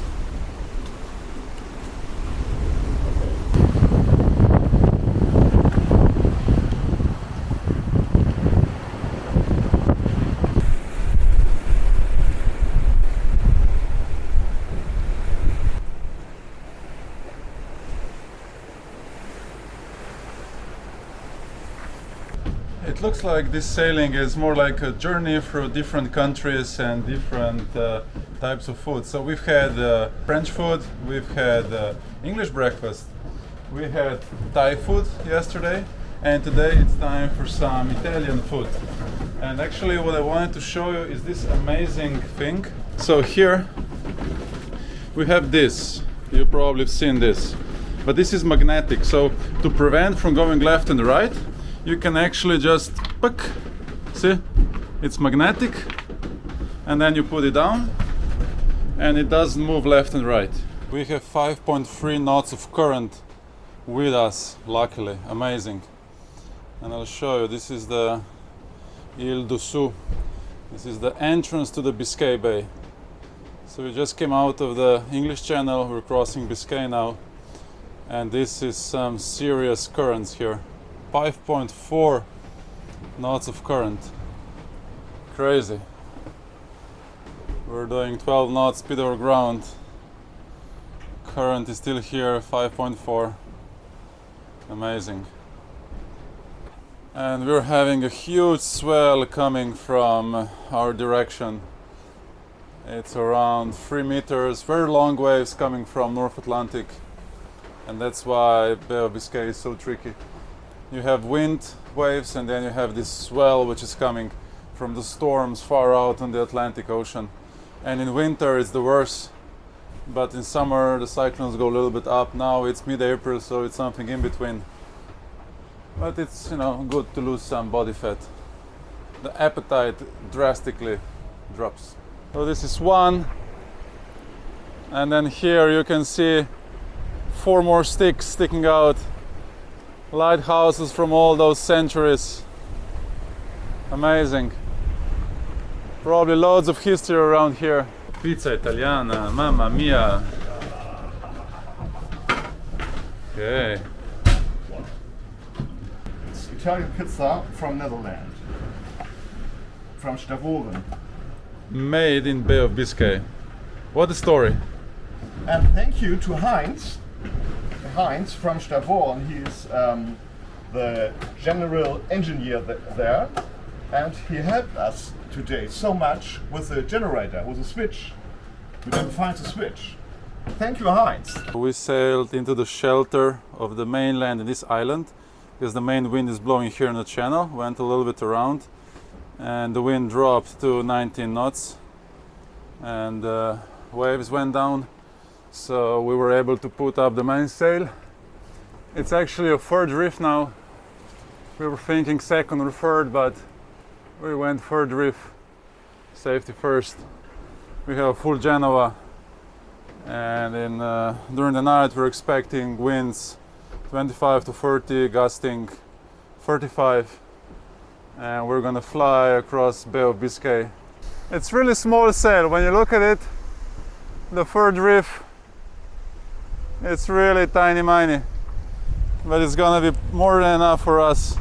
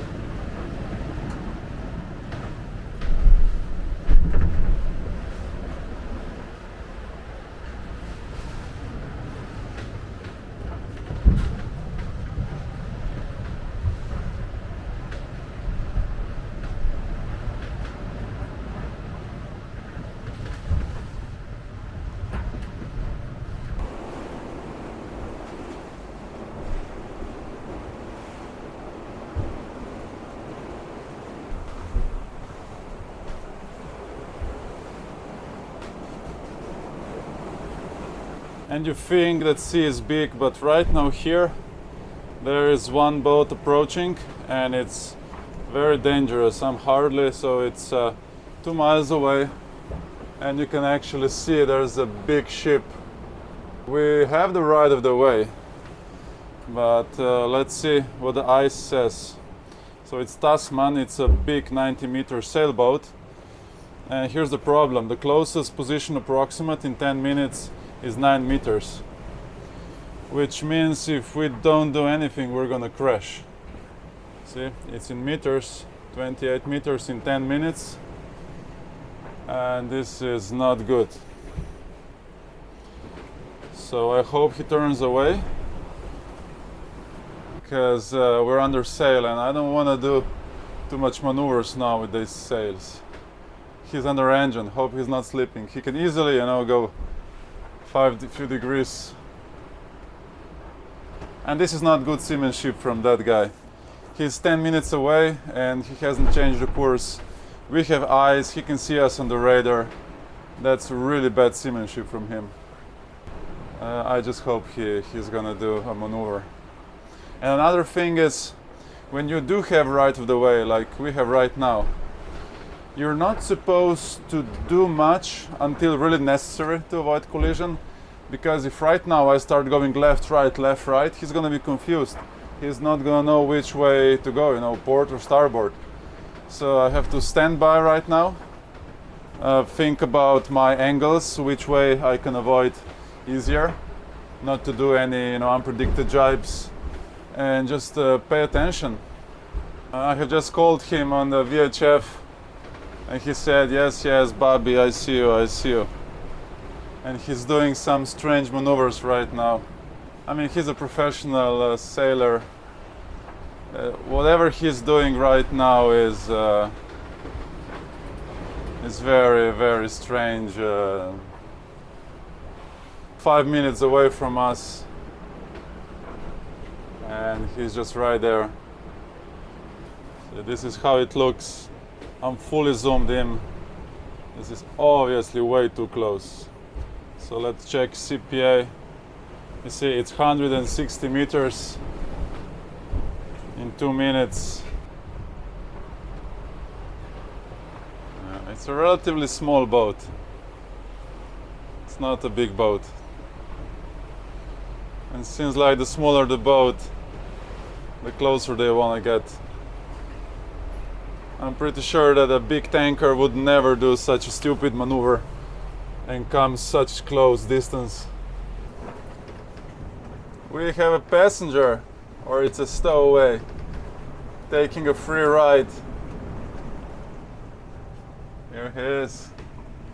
And that's the Brad in the middle of Biscay Bay. We have 25 knots of wind, surfing 10 knots down the waves, and making a freshly baked bread for the sandwiches.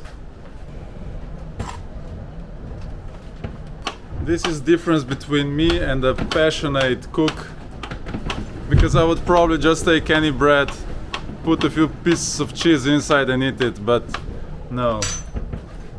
This is the sandwich with cucumbers, with tomato, and the bread is warm. And we all prefer that kind of sandwiches, right? But it takes time and passion to make them.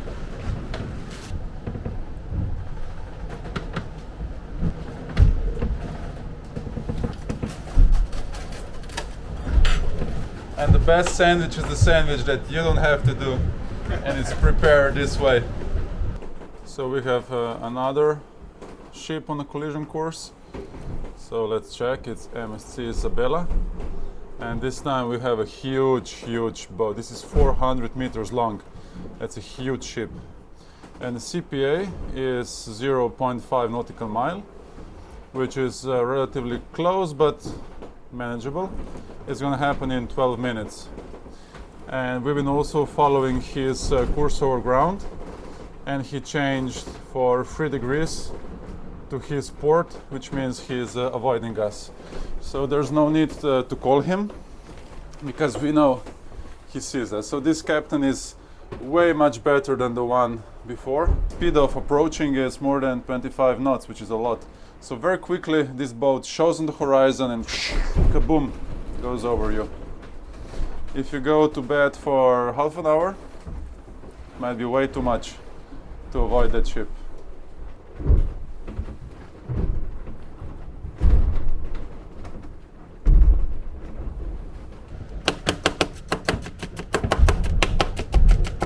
See what I can. Oh, wow. Watch your fingers. Peppermint tea with fresh ginger, and ginger is really good against seasickness. And some onion rings.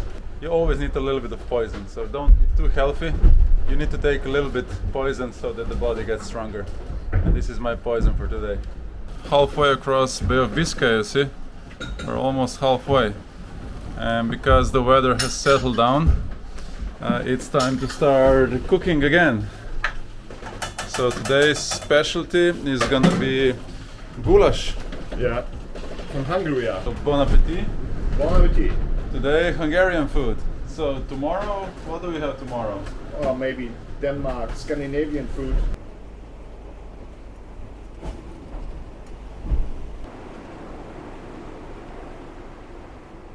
I'm not a big fan of these night watches, although, you know, sometimes it's really nice. Like today, and yesterday was also nice. You only hear the waves, everybody's sleeping. You have a full moon, it's quite nice, but waking up every day at 2 o'clock for 2 hours, it's not easy at all. Actually, once you're awake, then it's okay. Once you go back to bed, it's easy to fall asleep, but waking up is not so much fun.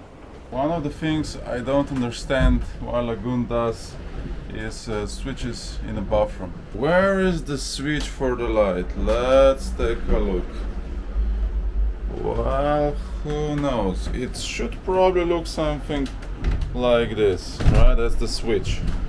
But where is it inside? Oh, it's actually this. See? It looks just like the button for opening the doors. So it's kind of a James Bond button, you know, hidden. Press here, you know, and until you know, it's pretty hard to find it. Probably not James Bond 007 enough. On the Lagoon 50, they hidden it even more, so now it's under, so you don't see it at all. You have to go under and find it with your hand and puck. It's the same button. Why would you do that?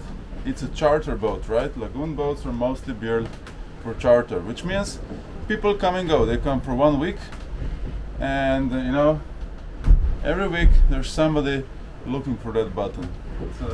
It's a nice joke, nice joke. We are here, almost at Finisterre. So we have around 100 miles left to Finisterre, and we had really good average all the time. So our average speed was 7.2, and that was only sailing, that was zero engine. And from the beginning of our trip, we have done 780 nautical miles, average speed 6.8, and it took us 115 hours. Love this 52S. This is, I would go around the world with this boat. I would just take this boat, go to Caribbean, come back, go to Mediterranean, Pacific. I would just explore the world with it. It's such a nice boat. So comfortable, so pleasant, so quiet, so you can trust it. It's solid. It's I don't know how to explain. It just feels right.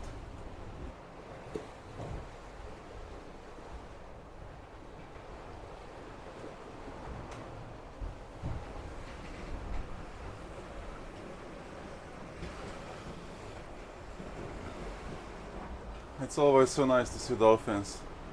They're friends of the sea. It just seems like whenever they come, they bring good mood, love, happiness. Another good feature is we set this BNG, so we're leaving a track. So see, it's not here, but if you zoom in, you see this red line, and this is where we sailed. And why is this important? If somebody falls in the water, you turn the boat and you just follow this red line, so the person has to be here. And if the winds are blowing like this, person's going to be probably on this side of the line. If you have currents like this, then probably on this side, so you can expect where it should be. You know, person fell a couple hours ago in the water, you're going to backtrack, and eventually you should find the signal from that person. And in the meantime, if the person has this is the PLB, personal locator beacon. It might already be rescued by a helicopter if you're close by a normal country which has this service. You can check the batteries here. See, they're already 12 volts. For here we have two panels. This one is saying 12.5, and here you can see batteries, they're down 65% and 12.1 volts, so it's time to charge them. And the funny thing is that it actually says 65%, and it's very confusing because these days everybody's using phones, which is lithium battery, and lithium battery can be drained, you know, all the way down and recharge. But these normal car batteries, boat batteries, acid batteries, you can only, you know, discharge them to about 60%. So when people charter these boats, they see, oh, it's still 60%, you know, it's like a phone, there's plenty of energy left. Actually not. And then they drain the batteries way too much, which destroys them really, really quickly. In 1 week of draining them super low, basically you can buy new batteries, more or less. A water maker on, and then I dive in, show you around a little bit. This is the hydraulics for the rudder, and the rudders are not connected, which is very interesting. On most of the boats they're connected, here not, and every rudder has his own hydraulic pump. This is a heating boiler for showers. We have engine, and then here's the batteries and switches for the batteries, and all these hoses are for switching water. Very Press the start button. Adjust the pressure. I think we've been eating really well across this Biscay Bay. I don't think many people eat and cook as good as we did on our trip.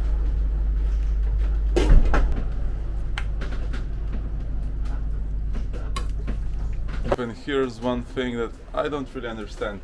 So do you see this huge screen? So I'm gonna open and there's gonna be a great window, right? A beautiful view on the sea. So that's what I did a minute ago. I opened and I was, where's the window? Oh, this small window? This small window for this big screen? I don't understand. But there's another one that size, and this one here. This one is much bigger. So this one here is of a normal size. You can see up. You can see out to the ocean.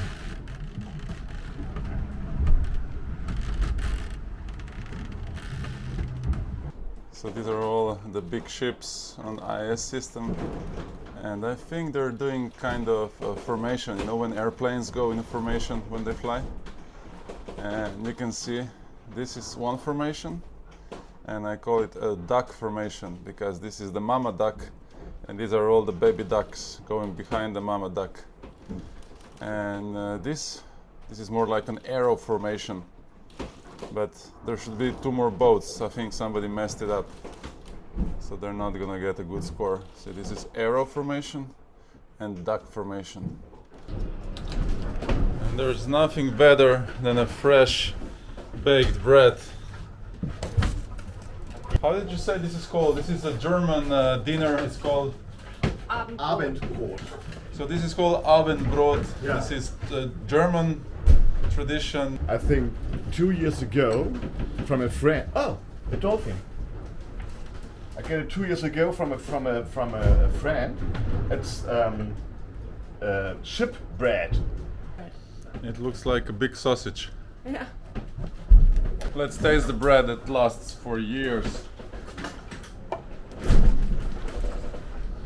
Well, A little bit dry. it's actually pretty good.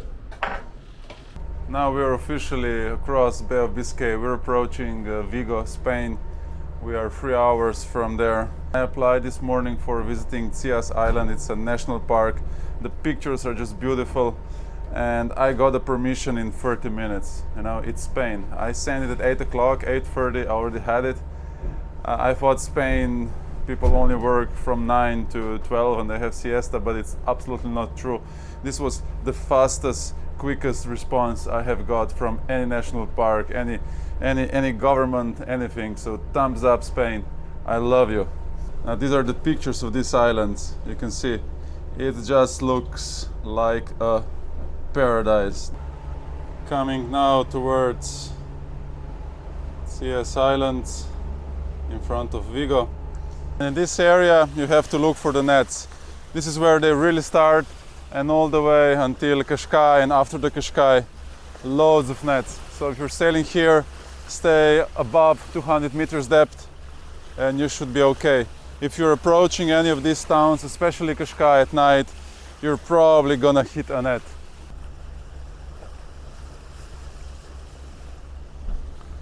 Down there you can see a net. This one is actually pretty well visible. And do you remember that nice bird we were giving a free ride south? Well, you get a boat full of shit in return. That's how these birds say, thank you. Thank you very much. I have to give you something. Well, I'll give you a little bit of my shit on your deck. So you have to scrub it down. More shit here. Oh, and plenty of here. See, this is where the bird was hiding because there's no wind. Well, thank you very much, bird. And tell to your friends they're not welcome here.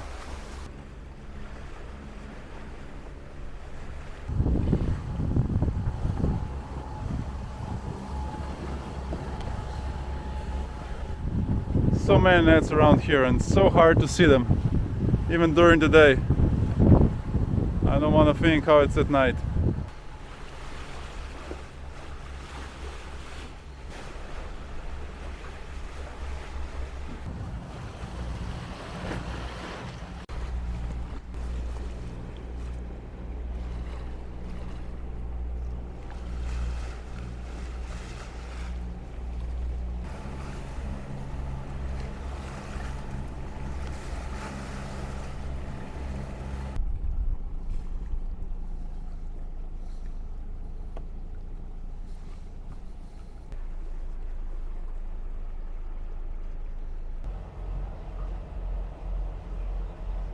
We have just anchored in this beautiful bay.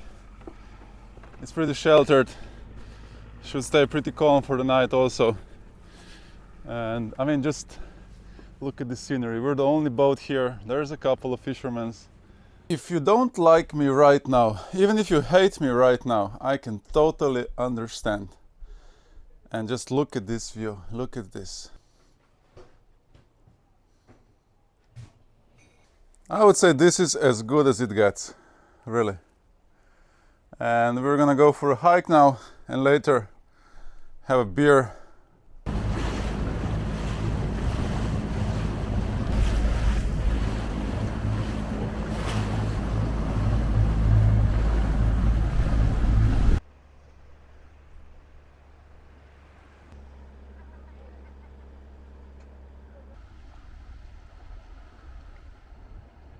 Did I say already that this place is unbelievable? This place is just unbelievable.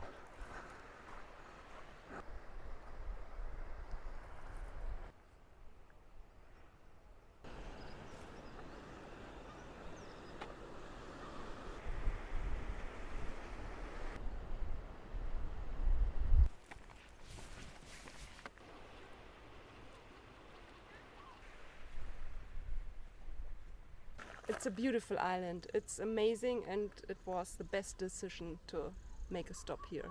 I agree with everything. It's like paradise.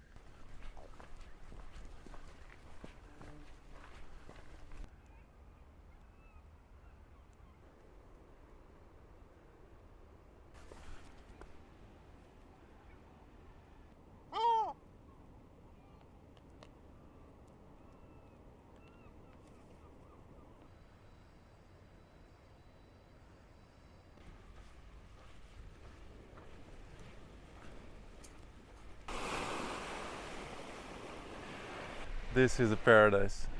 It's worth coming just here, just for this. This is a paradise on earth. This is incredible. Okay, I said I'm not gonna say it again, but maybe one more time. One more time.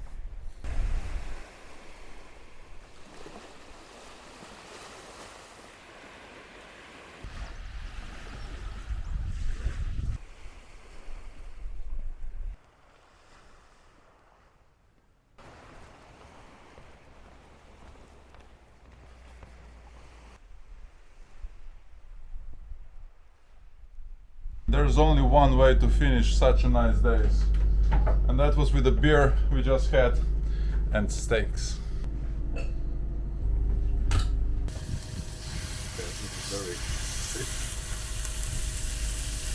It's gonna take a while, yeah? I don't know about you, but I just love this sound. Guten Appetit. Leaving the paradise, and we're gonna sail towards Gibraltar. We're sailing out of Vigo now, and we're gonna go directly to Gibraltar.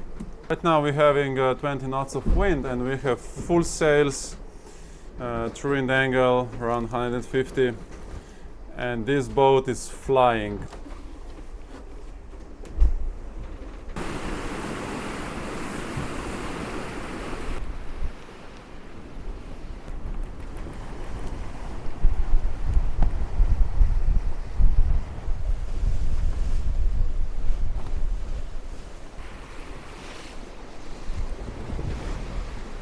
That going downwind with this self-tacking is always a problem, so I would put this black line. The gummy dildo is, making it much softer. Shape of the Genoa is now much better, and there is no stress on that clit. It seems to be a little bit soft on this boat. So basically we're just using this a Code Zero sheet as a sheet for Genoa, and then we have this black line on the mid clit with the Gami dildo for a shock absorption, making this angle better. The angle is pulling the Genoa more down, and we get upper part of Genoa, so we get less twist, pulling it down, and we can sail a better angle now with this. A line on the mid clit, a Gami dildo, and then we're just using a carabine here. Maybe a pulley would be even better, but as long as it doesn't do any damage, friction, it's okay.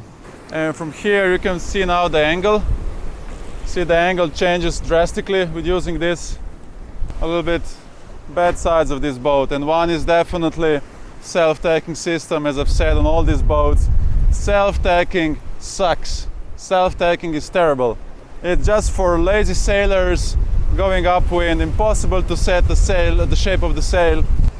And then, as always, which is the case with all the catamarans when sailing downwind, you always have this problem with the mainsail touching the wires. We're actually sailing more or less downwind, but the boom is almost like for upwind sailing. On a monohull you can open it much more. So if you're gonna cross an ocean, just bring the Parasailer, Spinnaker, Gennaker, or Code Zero is a good also option. Because going straight downwind with these boats, it's either super slow or super painful. We have done almost 1,000 nautical miles since Amsterdam, and that was 99% sailing with average speed of 6.8 knots.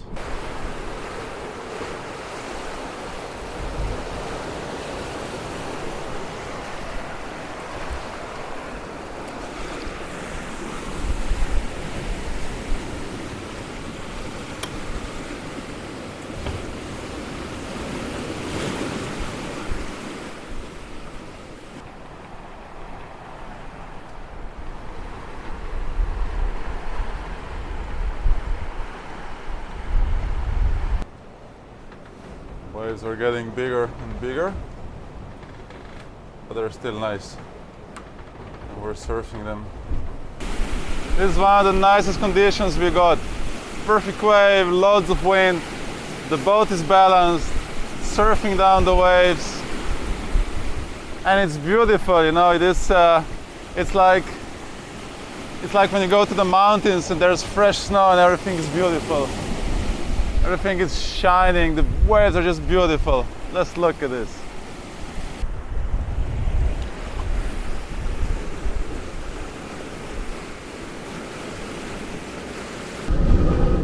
Okay, 15, 16! We did 16 knots. Well, this is definitely an onion surprise. This is a huge amount of onions. Yeah. My trick is now 1 can of tomato concentrate and not open it. Cook it like this, a little bit water, and then it's finished. Very good. Come on.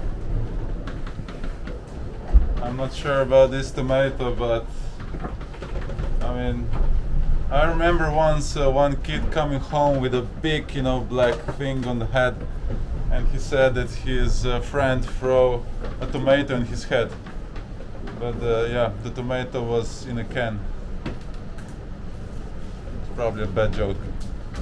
And anyway, once you're out here sailing for such a long time, the jokes change. Something that's funny is not funny, and what is not funny is funny again. We used all the good jokes. Now we only have the bad ones. Yeah, it's like the cookies. Yeah. We ate all the good cookies, so now only the bad cookies are left. Yes. We ate most of the gummy bears. Now we're down to chips. I think the chips is what nobody wanted to eat earlier. To all the mamas, when your daughters go out for a party, cook them this meal, and nobody's gonna touch them. No man is gonna come close to them. Definitely, you'll see. Just try. So So let's take a look what our boss is doing in these conditions, if she is any scared or... So I came to check how do you feel. Wow, look at this wave. Yeah. Woo-hoo. Ay, ay, ay. Ay, ay, ay. Whoa. That's the wave. Woo-hoo. Whoa, that's a wall. Ay, ay, ay.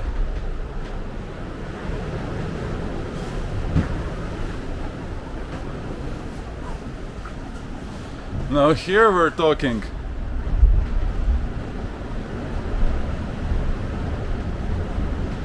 Wow, this is... Well, this has to be at least 3-meter waves. But probably more. Findest du das geil, ne? Aber ich find's irrig, dass du das Look at these waves, like a wall. Beautiful.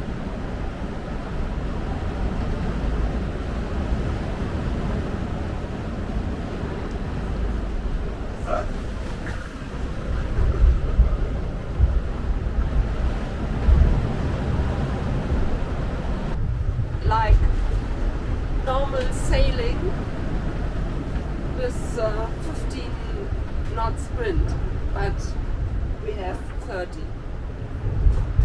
Everything is fine. I'm sitting here and hearing my audiobook. Well, I didn't expect this answer. I was hoping for some drama and some... I'm not sure, but we're okay. Quite cool, huh? Listening to audiobook. Actually, I was a little bit joking about this amount of garlic, but I think he took it seriously and found some more. Opening the can MacGyver style. Sure. I hope everybody knows who's MacGyver. When I was a kid, everybody watched MacGyver. He can make a bomb out of tomato can and a few more things.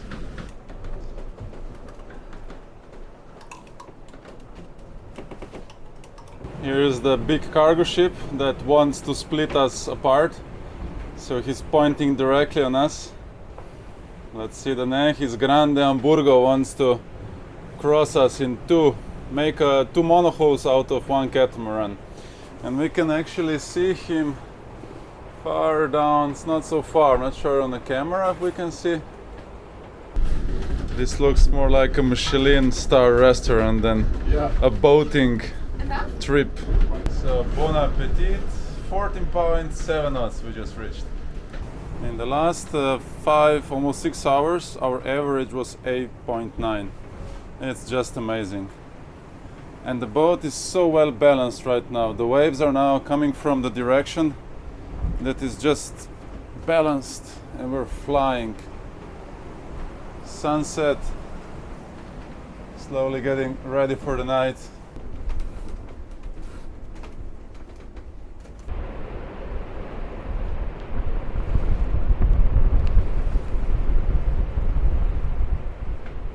Surprise, we have a big Bertha up 235 square meters, and that's much bigger than our Code Zero. It's Parasailer Wingacker from Germany.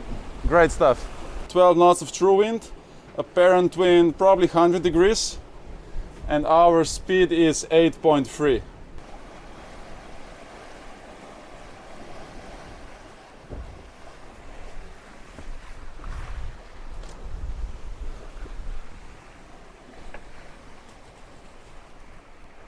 This thing is amazing, and it's written Great Circle because the previous owner, they have a YouTube channel also, Sailing Great Circle. So this is their previous boat, and there's a sock, so putting it up it was very easy.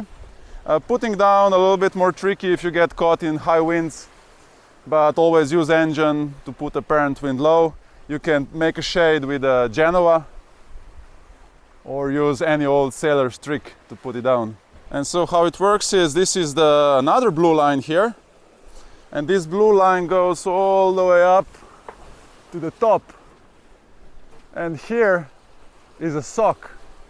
So once you pull this blue line down, you see, then this sock is just gonna go down and, you know, squeeze the sail in a sock, and then you release the halyard and the sock with the sail comes down.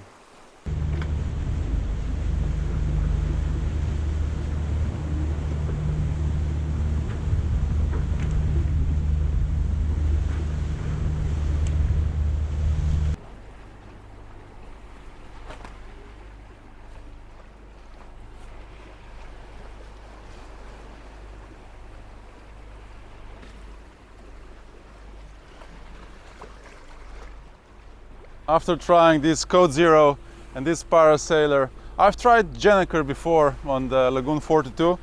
I kind of didn't like it. It was, hard to tack. You need more skilled person. It was not, just for one person. But now I say Code Zero, it's a fabulous thing. It's so easy to operate. And this Parasailer, this is a life changer. Because these catamarans with just normal Genoa and mainsail, it's pretty hard to sail downwind, especially in the low winds.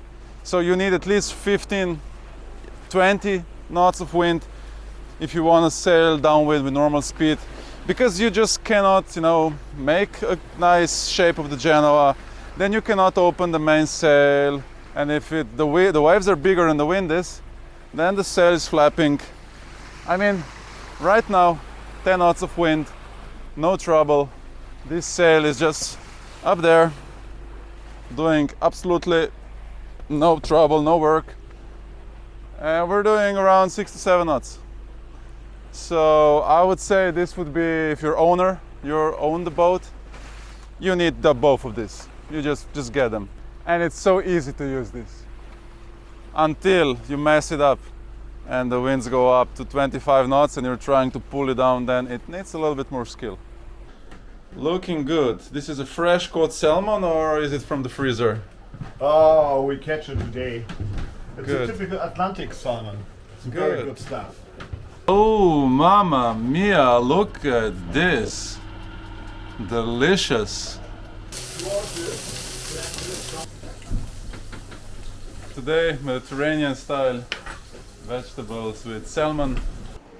We have passed the Lisbon, and now tomorrow we're going to turn towards Gibraltar, and we have around 12 knots of wind now. I think the average today was around 10 knots, and we're still flying this Wing Acre Parasail.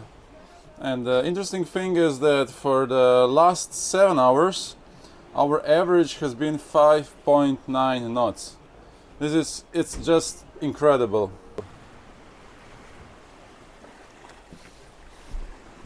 We're feeling so comfortable with this sail that we're gonna fly it over the night. We check the weather, so the winds should be around 10 knots, not more than 12. So we feel pretty safe to fly it all night. And the good thing this boat has is two-line reefing system for the mainsail. All the other boats like 40, 42, 46, 450, 50, they all have single line reefing system. And once you reef and you wanna, put the full mainsail, these reefs just struggle to go up because there's so much friction and you have to pull them by hand. But this boat has two-line system, which means these reefs pull the back of the sail down, and then you have another forward reefs which pull the front sail down. And we have reefed on the third reef and pulled all the reefs in, and when putting up sail again to have it full, it was actually quite easily. So the two-line reefing system is superior to single-line system.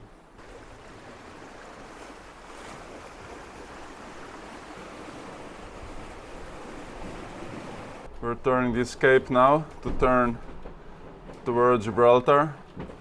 So we're at the end of the Portugal, and now it's time to go east. We've been flying this great Parasail for all night, and we can now check the averages. We've been sailing with this Wind Acre for 19 hours and 17 minutes, and our speed was averaging 6.3 knots, which is really good. We have 12 knots of wind.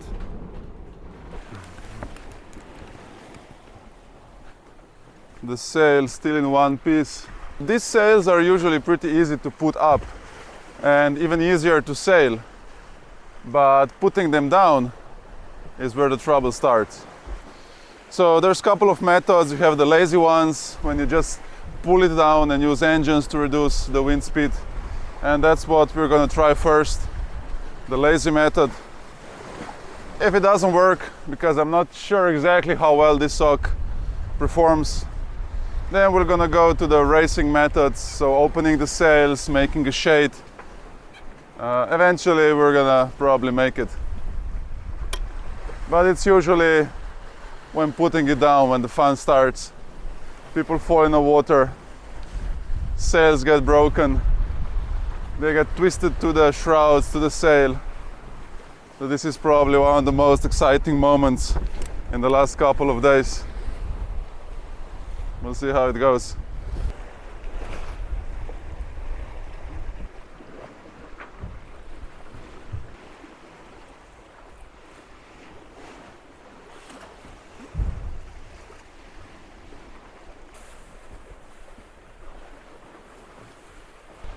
And now we have a Code Zero up.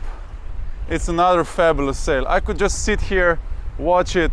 I mean, even without the beer, I could just sit here and watch this sail. Just the same as with a Windacker.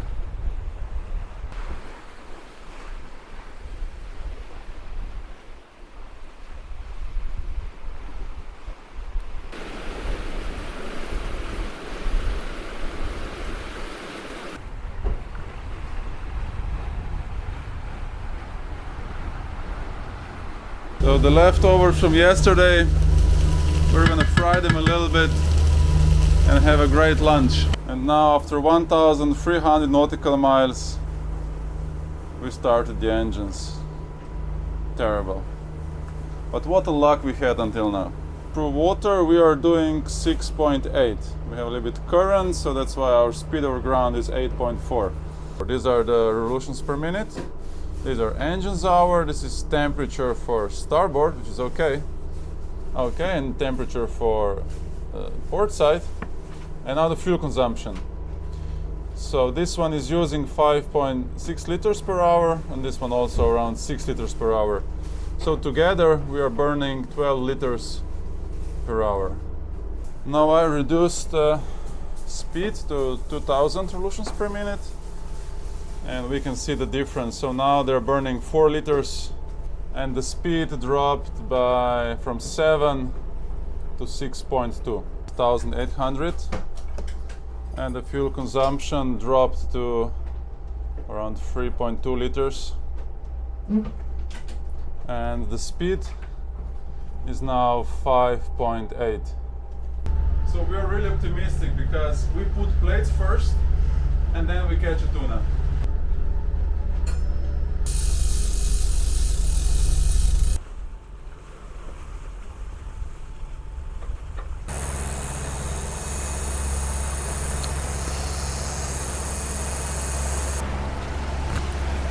And this is life. Fishing, having a coffee. So now I finally have time to properly show this advanced preventer. So everybody knows about mainsail preventer. So it's just a line going from the boom of the mainsail, and we put it down here on this cleat.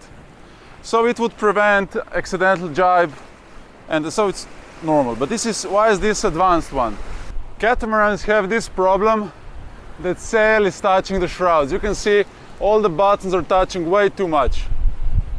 So what I did now is I've set the preventer quite tight. I opened the main sheet a little bit too much, so right now this is not good. But now, to correct this, I'm gonna pull the main sheet down. So the boom is not gonna move much inside because of this advanced preventer, but the sail will go down, so it's gonna close the upper part and put it away from the shrouds. Now I hope this is a little bit more clear, not too complicated. I'm just gonna give pressure to the main and watch what is gonna happen.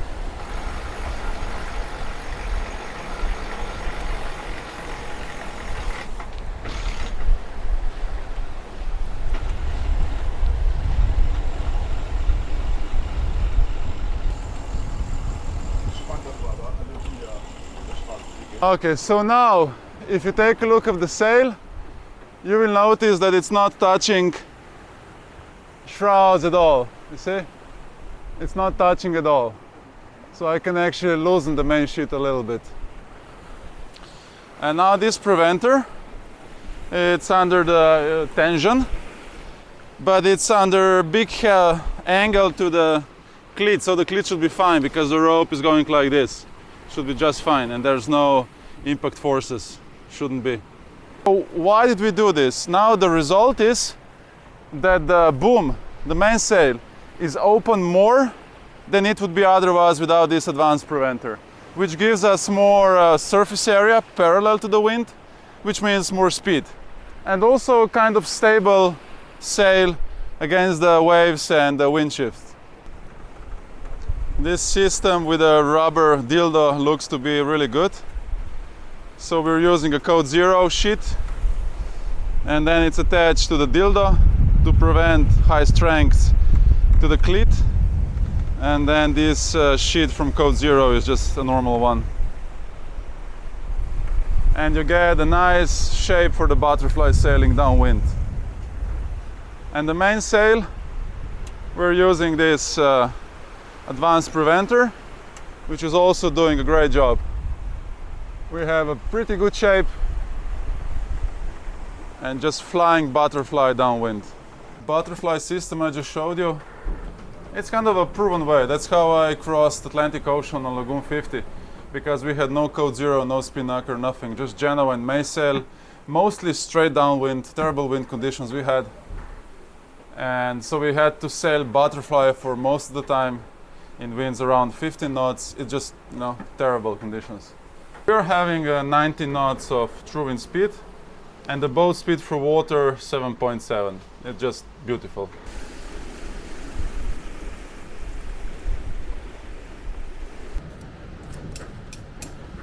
The best tzatziki maker. Yeah. This is a chicken buff. Chickens went swimming, but then they go to pen. This is like sauna, you go from hot to cold. And the salad. We've been having this salad for a long time now, and it's just the best because tomatoes, they're so good. It's hard to get good tomatoes this day. Yeah. Many times they taste like bananas or apples, not like tomatoes. Yeah. Oh, I see now. Olive oil. Oh yeah, chicken loves massage. Yeah. The more massage he gets, the better he tastes. Chili rub picante. That's gonna be spicy. Yeah. And while cooking, we are so lucky with the winds. We're sailing directly to Gibraltar. We have 20 knots of wind, and our speed over ground is 9 knots, 8 knots. We have 175 apparent wind angle.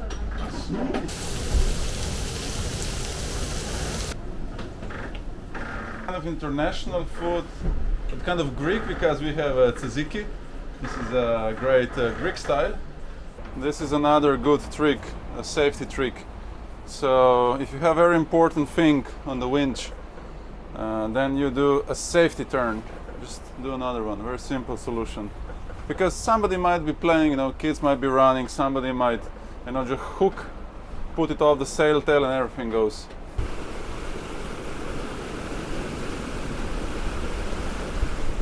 Tomorrow we're in Gibraltar. What a beautiful sunset. And I can smell Mediterranean already. And tomorrow we're gonna feel it also. Because once you get through the Gibraltar Strait, everything changes. It's different air, different moisture, different smell of the air. And the sea is different because there's no effect of the ocean. And it's really nice to go through. And especially if you have a following currents through the strait, you can reach really nice speeds.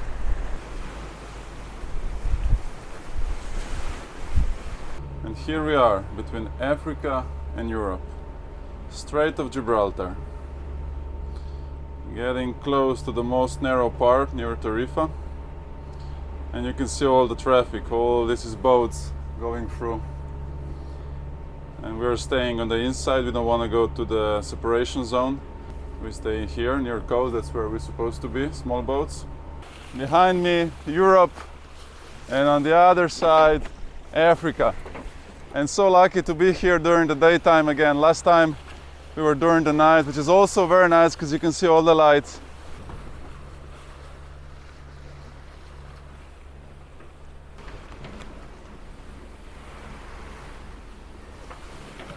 Flying fish on board. Looks pretty dead. It has been here for a while. So let's put it back in the water. Oh, it's totally dry.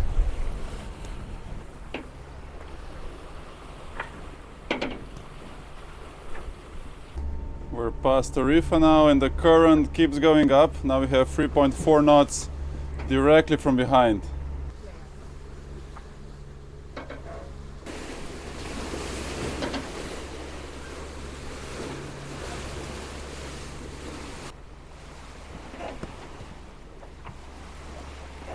We're having a French food in the Strait of Gibraltar, Yeah. which Gibraltar is British. That's teasing. Yeah. We're gonna have fresh French quiche. Ferry Balearia coming back from Africa to the Rock of Gibraltar.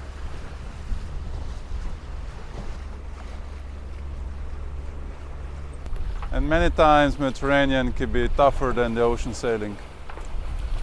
Everybody thinks ocean is because it's so big, but Mediterranean gets really bad. The short waves are the problem. And on the big waves you go up and down. On the short wave the boat can suffer a lot. Bye bye Gibraltar. See you next time.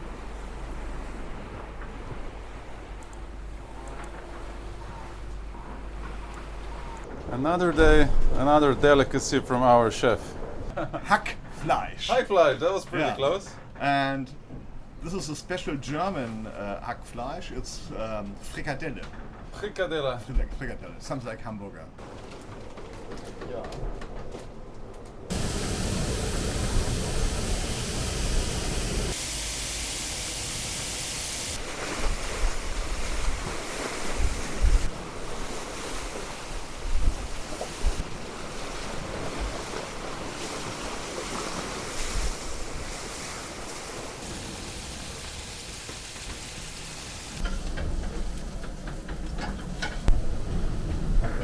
Well, who wouldn't love this? Burger meat.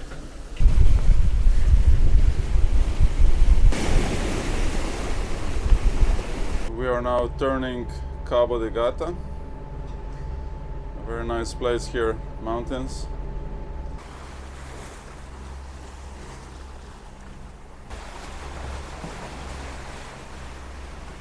Getting close to the place where we spend 1 or 2 nights because the winds are gonna be against us. And the place is called Mazarón. I've never been there, but looks like a very nice summer place with nice beach, and it's just next to Cartagena. And it works without looking.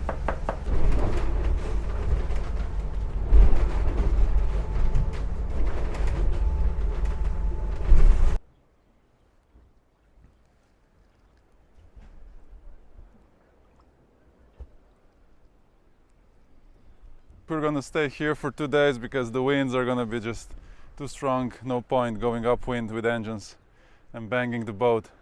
We are anchored here on 4 meters, so we have a good hold. We put loads of chain, 40 meters, which is way too much, but that's how you sleep well.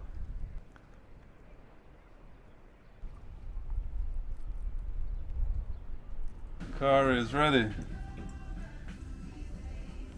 So this is Mazarón.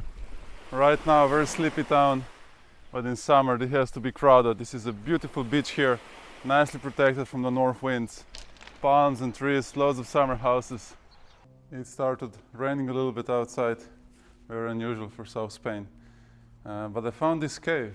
It's an amazing cave, so I'm hiding in here.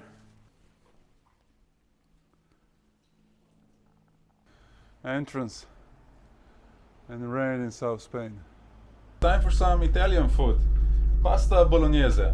What else could you wish? perfect dinner. Yeah. I ask you one thing. We are 3 person, and every day I cook for 6 person. Why? Okay, so it's 1, 2, 3, 4, 6. 1, 2, 3. Actually, they don't really eat. They're like birds. They don't really eat. They just taste the food, and then I have all the leftovers. That was worth climbing. It's actually a very nice path. What a views. I came from here. The road went like this, and then steeply up here. Beautiful. Just look at this. Amazing.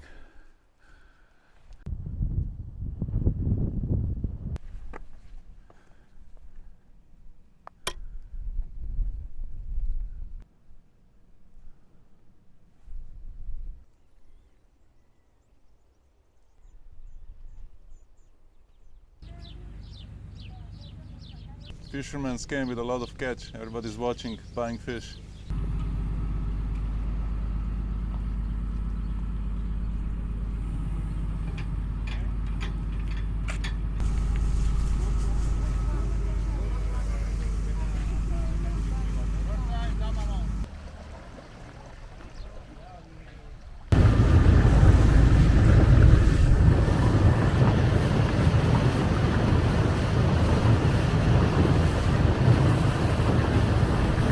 French.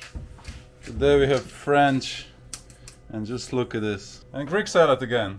No. French. French salad. Italian, because I make it Italian dressing. Okay, it's Mediterranean.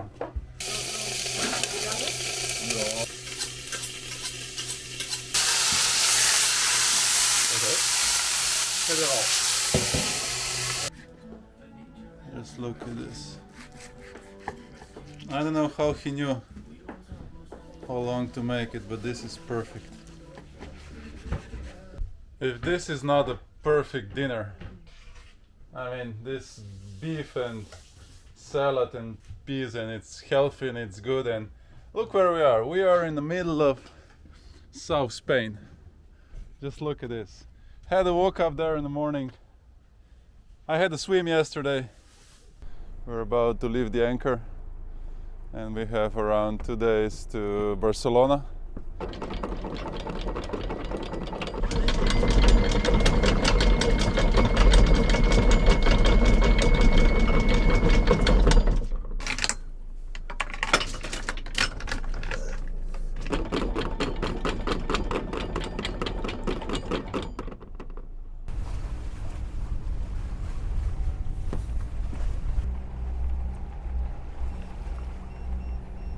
Probably every 1,000 and 1,500 we pick up something on propeller.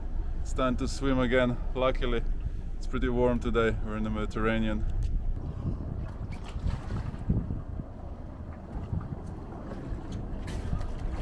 Okay, the first catch. It's not tuna, but we caught something. Okay. How is the water? What was the problem? We've been catching fish for a long time. We finally caught something. It's not a fish, it was a bag. We didn't see it, but luckily I think this was the fastest recovery, the fastest fix of the problem. It took me 2 seconds, just pull it off. I'm happy it's like this. I can go on. Ah, thank you. Bye. Bye bye. And there's one thing I want to point out. You see this bag that we caught? You don't throw it back to the water, you put it back in trash. If you drop it back to the water, somebody else is gonna hook it.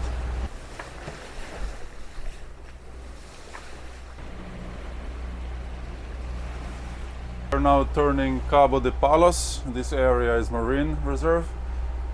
And it says that you shouldn't navigate here without local knowledge because there's loads of rocks here. As we turn in between these rocks, I keep an eye on the depth. It should be actually deep enough, but see, there's loads of rocks here, and the chart might not be accurate, or the GPS could be, off. Here it looks very easy. You see rocks here, the buoy here. Go slowly, keep your eyes open. Double check GPS position if you have an avionics or any chart on your phone. Double check, reduce speed. Never trust electronics. Now we're sailing next to Mar Menor, and this is actually a land, and you'll see this is loads of hotels and apartments. It's like Dubai. It's crazy.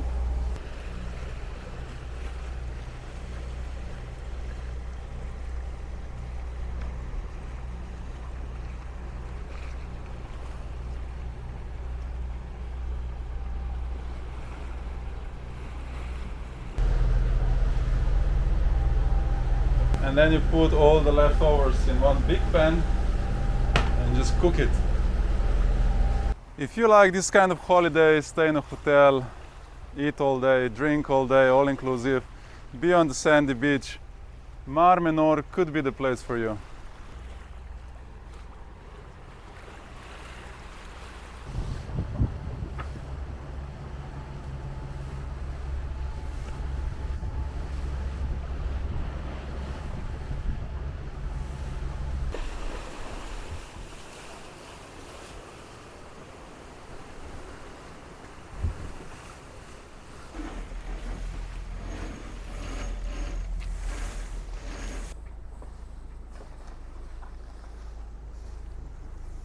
Well, whoever says I can only do tortellini, look at this beautiful sandwich, just made, only by me. Everything that's on that plate now is decoration, and then you add food. And all this decoration, you know, it's just for the meat to look better. Just decoration. And you can eat that decoration. Not necessarily, but the meat is much better with decoration. And now the end is near, and so I face the final curtain. If we had a couple of beers or a bottle of rum, Oh, then I can sing Slovenish. oh no, but then we would be really, really good. Yeah. This was no warm up and no alcohol. And it's Yeah. not bad, I think. At least what we think. 4 weeks without alcohol. 3 weeks. Yeah, that was, yeah, no alcohol and too much time spent on the sea. And Yeah. then you start singing, I like think- we were yeah. singing. That is like a little bit tipsy. Yeah.